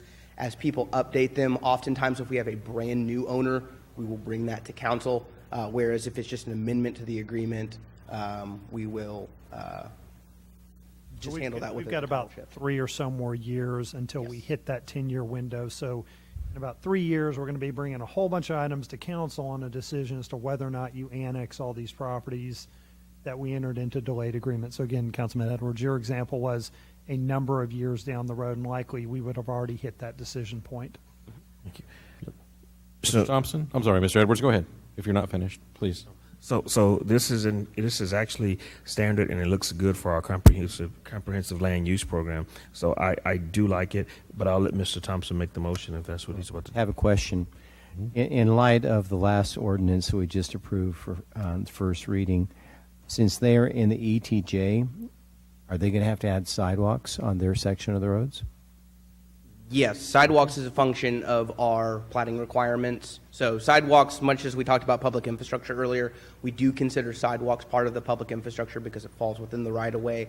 The common practice that we have is to defer to time of building construction. So much like if you've ever driven through a residential subdivision that's been finished and filed, but we don't have homes built yet or they're just starting, you'll see kind of bits and pieces of sidewalks through common lots or areas that won't be developed, but those actual home sites, the sidewalk gets built at that time. Knowing that, I would like to move that we adopt resolution number 17R87. Second. I have a motion from Mr. Thompson, a second from Mr. Edwards. Other questions, comments from council? Sorry, I forgot one thing real quick. I did have a typo in there on page 2 of the actual agreement. It states that that the property owner can't file in Guadalupe County when this is actually in Bexar County. We will get that corrected. Okay, very good. Any other comments, questions from council? Mr. I'd like to Edwards? make if you could amend your motion. Move that we adopt resolution number 17R87, knowing that there will be a change from Guadalupe to Bexar County. Second. I have a motion from Mr. Thompson and a motion from second from Mr. Edwards. Given that to dispose of the first motion and second, Mr. Thompson, do you withdraw your original I motion? do withdraw my original motion. Very good. Then we have a single motion and a second on the floor. Therefore, if no other comments or questions from council, I'll call for a vote. Aye. Aye. Aye. Aye. Aye. Aye. 7 ayes, no nays. Motion carries. Thank you very much. Thank you, sir. All right, next item that we have on the agenda this evening is item number 10, consideration or action approving a resolution. Okay, a resolution by the City Council, City of Schertz, Texas, authorizing the city manager to enter into a contract with Tank Pro Incorporated for the Schertz Elevated Storage Tank Repainting Project in accordance with terms of the contract and other matters in connection therewith. It's Resolution 17R88. Good evening, Mr. Mayor, Council, Mr. Kessel. We're gonna paint some water towers. They won't let me put the name up there again, sorry. Oh, okay. Tonight's resolution is requesting authorization for the city manager to enter into a contract with Tank Pro Inc. to repaint the elevated storage tank there located at 3009 and FM 2252. The city received 8 bids for this project. The contractor was selected based on qualifications, experience on similar public projects, available resources, corporate history and stability, references, and then cost. Based on this criteria, staff and on-call engineers feel that Tank Pro Inc. provided the best bid for this project. The engineer's estimate for the construction was $440,000, and Tank Pro Inc.'s bid came in at $391,537. With engineering, legal, advertising, other professional services, contingency, and the other costs for this project, the project will cost around $468,537. These funds are going to be taken out of our water reserve fund. Very good. Council, questions on this one? Mr. Edwards? I do have a question. Are we not going to put Schertz on this again? No. No, sir. Garden Ridge denied that for us. So what if we did something like putting, never mind. Never mind. I digress. Poke the bear, man. Don't poke the bear. Other comments, questions? Council, Mr. Thompson? Move that we adopt Resolution 17R88, please. Second. I have a motion from Mr. Thompson, a second from Mr. Edwards. If anybody's curious about why we're laughing about this particular project, ask me after the council meeting. It's a long story going back a lot of years with our friends in Garden Ridge. All that said, I'll call for a vote. Aye. Aye. Aye. Aye. Aye. Aye. 7 ayes, no nays. The motion carries. What color are we going to paint it? Still the santan color. Yes. Perfect. Okay. Item number 11 is Resolution 17R89, a resolution by the City Council of the City of Schertz, Texas, authorizing the dedication acceptance of one 1,622.22 square foot sanitary sewer easement along the Maskey Road right-of-way from the Jonas Woods Limited Home Owners Association for the placement, maintenance, and repairs of a sanitary sewer line by the city in accordance with the terms of the dedication acceptance agreement and other matters in connection therewith. I love reading these. What do you got, sir? Just like you said, we're requesting to accept a sewer line easement dedicated by the HOA of Jonas Woods. This is part of a project. When we did the Maskey Road water line, this is one of the stipulations when one property owner gave up water right-of-way or water easement for us for the water line, that we'd provide this sewer service to his lot. So we're just getting this dedication across the Jonas Woods Greenbelt space to install the sewer. All right, very good. Questions, council? Mr. Thompson? Timeline of this project. If we're reconstructing Schertz Parkway, is the work on Maskey going to be done simultaneously? This project will be done by the Water and Wastewater Division, and it's probably a 4-hour job. Okay. It's very small. Very good. Anyone else? If not, is there a motion to approve Resolution 17R89? So move. Second. Motion from Mr. Thompson, second from Mr. Edwards. Any other comments or questions from council? Hearing none, I'll call for a vote. Aye. Aye. Aye. Aye. Aye. Aye. 7 ayes, no nays. The motion carries. Thank you. Sir. All right, next item on the agenda this evening is a roll call vote confirmation. Mrs. Dennis? Item 1A, motion was made by Mayor Pro Tem Edwards, seconded by Councilmember Thompson to appoint Floyd Akers, effective immediately. Mayor Pro Tem Edwards, Councilmembers Davis, Gutierrez, Thompson, Kaiser, Crawford voted yes. Councilmember Larson voted no. Motion passed. Consent agenda items 2 and 3. Motion was made by Councilmember Davis, seconded by Councilmember Crawford, Mayor Pro Tem Edwards, Council Members Davis, Gutierrez, Larson, Thompson, Kaiser, Crawford voted yes, no one voted no. Motion passed. Item number 4, ordinance number 17S39 on first reading. Motion was made by Mayor Pro Tem Edwards, seconded by Councilmember Kaiser. Mayor Pro Tem Edwards, Council Members Davis, Gutierrez, Larson, Thompson, Kaiser, Crawford voted yes, no one voted no. Motion passed. Item number 5, ordinance number 17S40, first reading. Motion was made by Councilmember Thompson, seconded by Councilmember Gutierrez. Mayor Pro Tem Edwards, Councilmembers Davis, Gutierrez, Larson, Thompson, Kaiser, Crawford voted yes, no one voted no.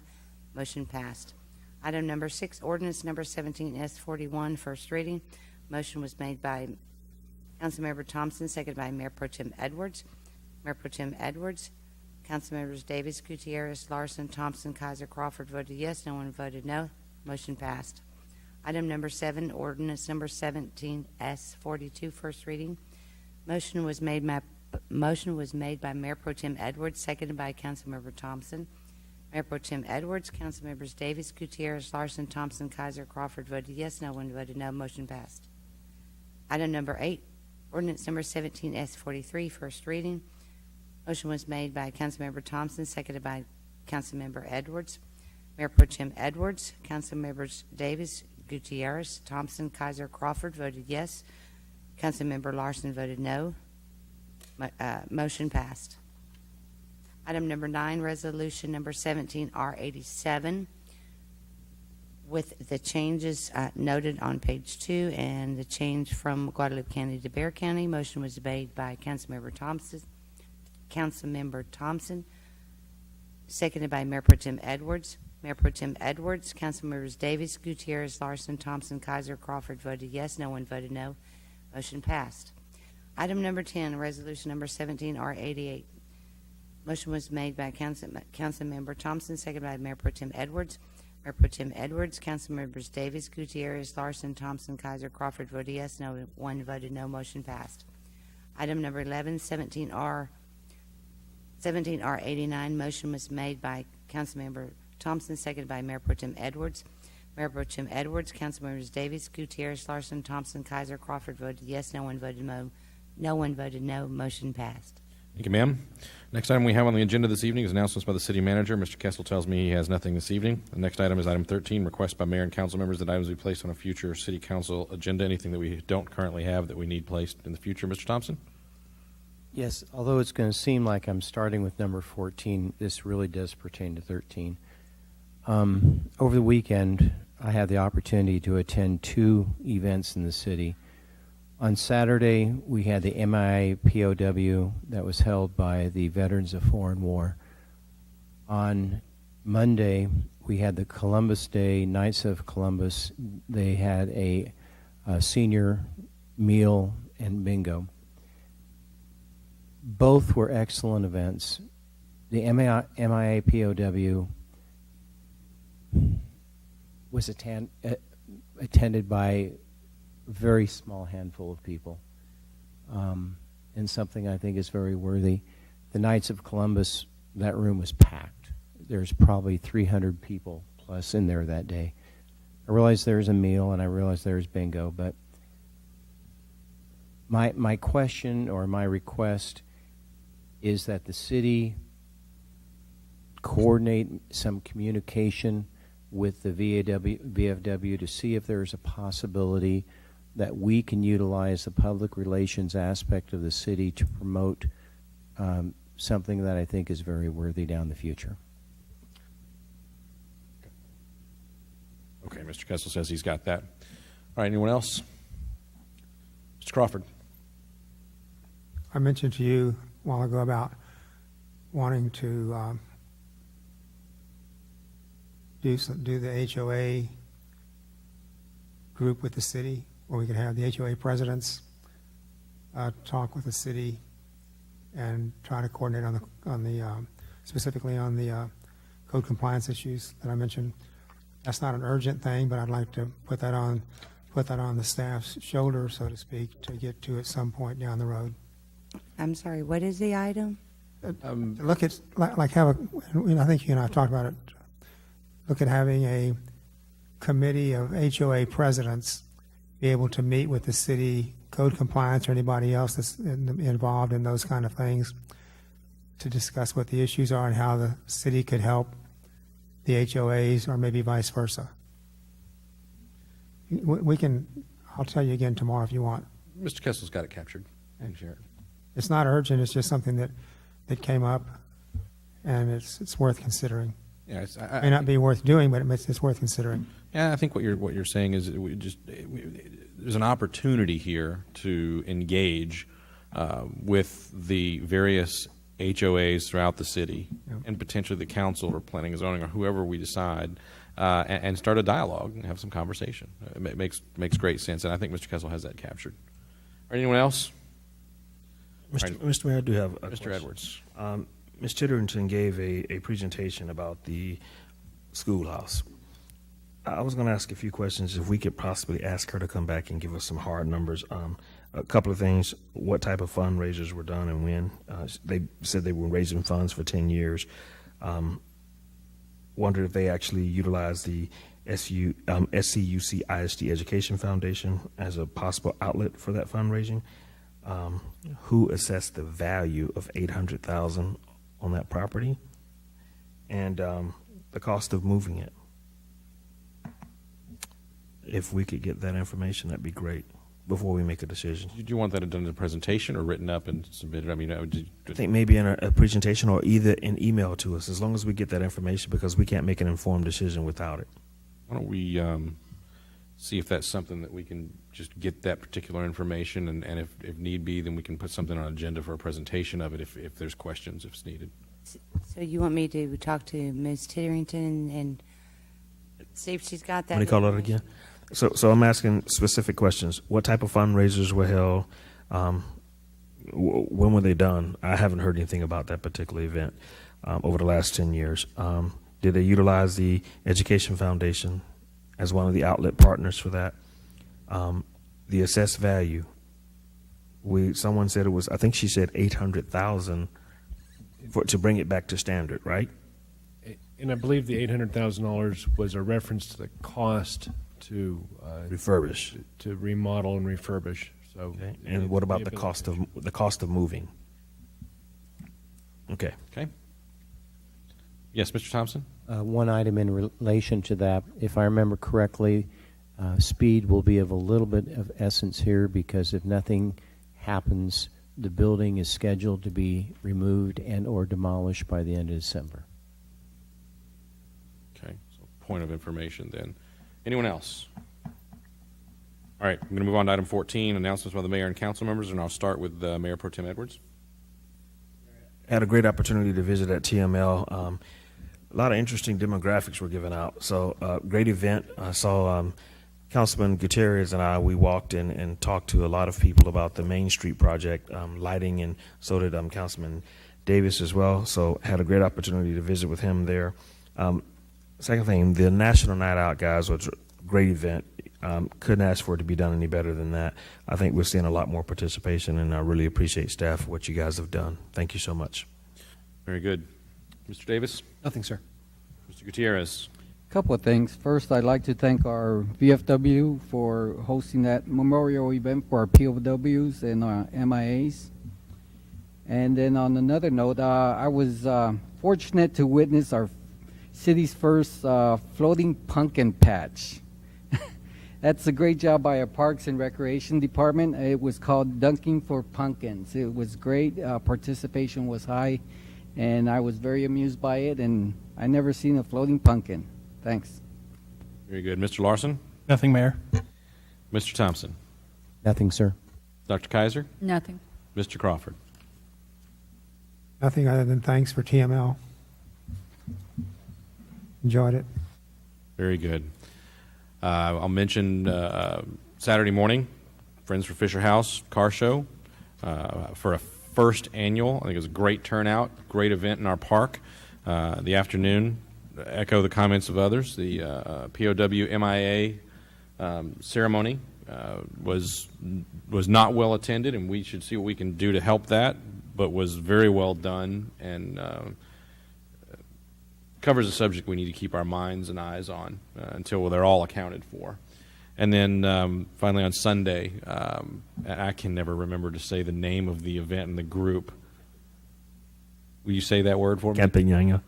Very good. The Filipino Women's Association. organization that holds an annual event in our park invited us to, a couple of us, to join, and it was quite well done, as it always is, and way more food than anyone should try to eat. So that said, anything else from staff or from council? If not, then we stand adjourned.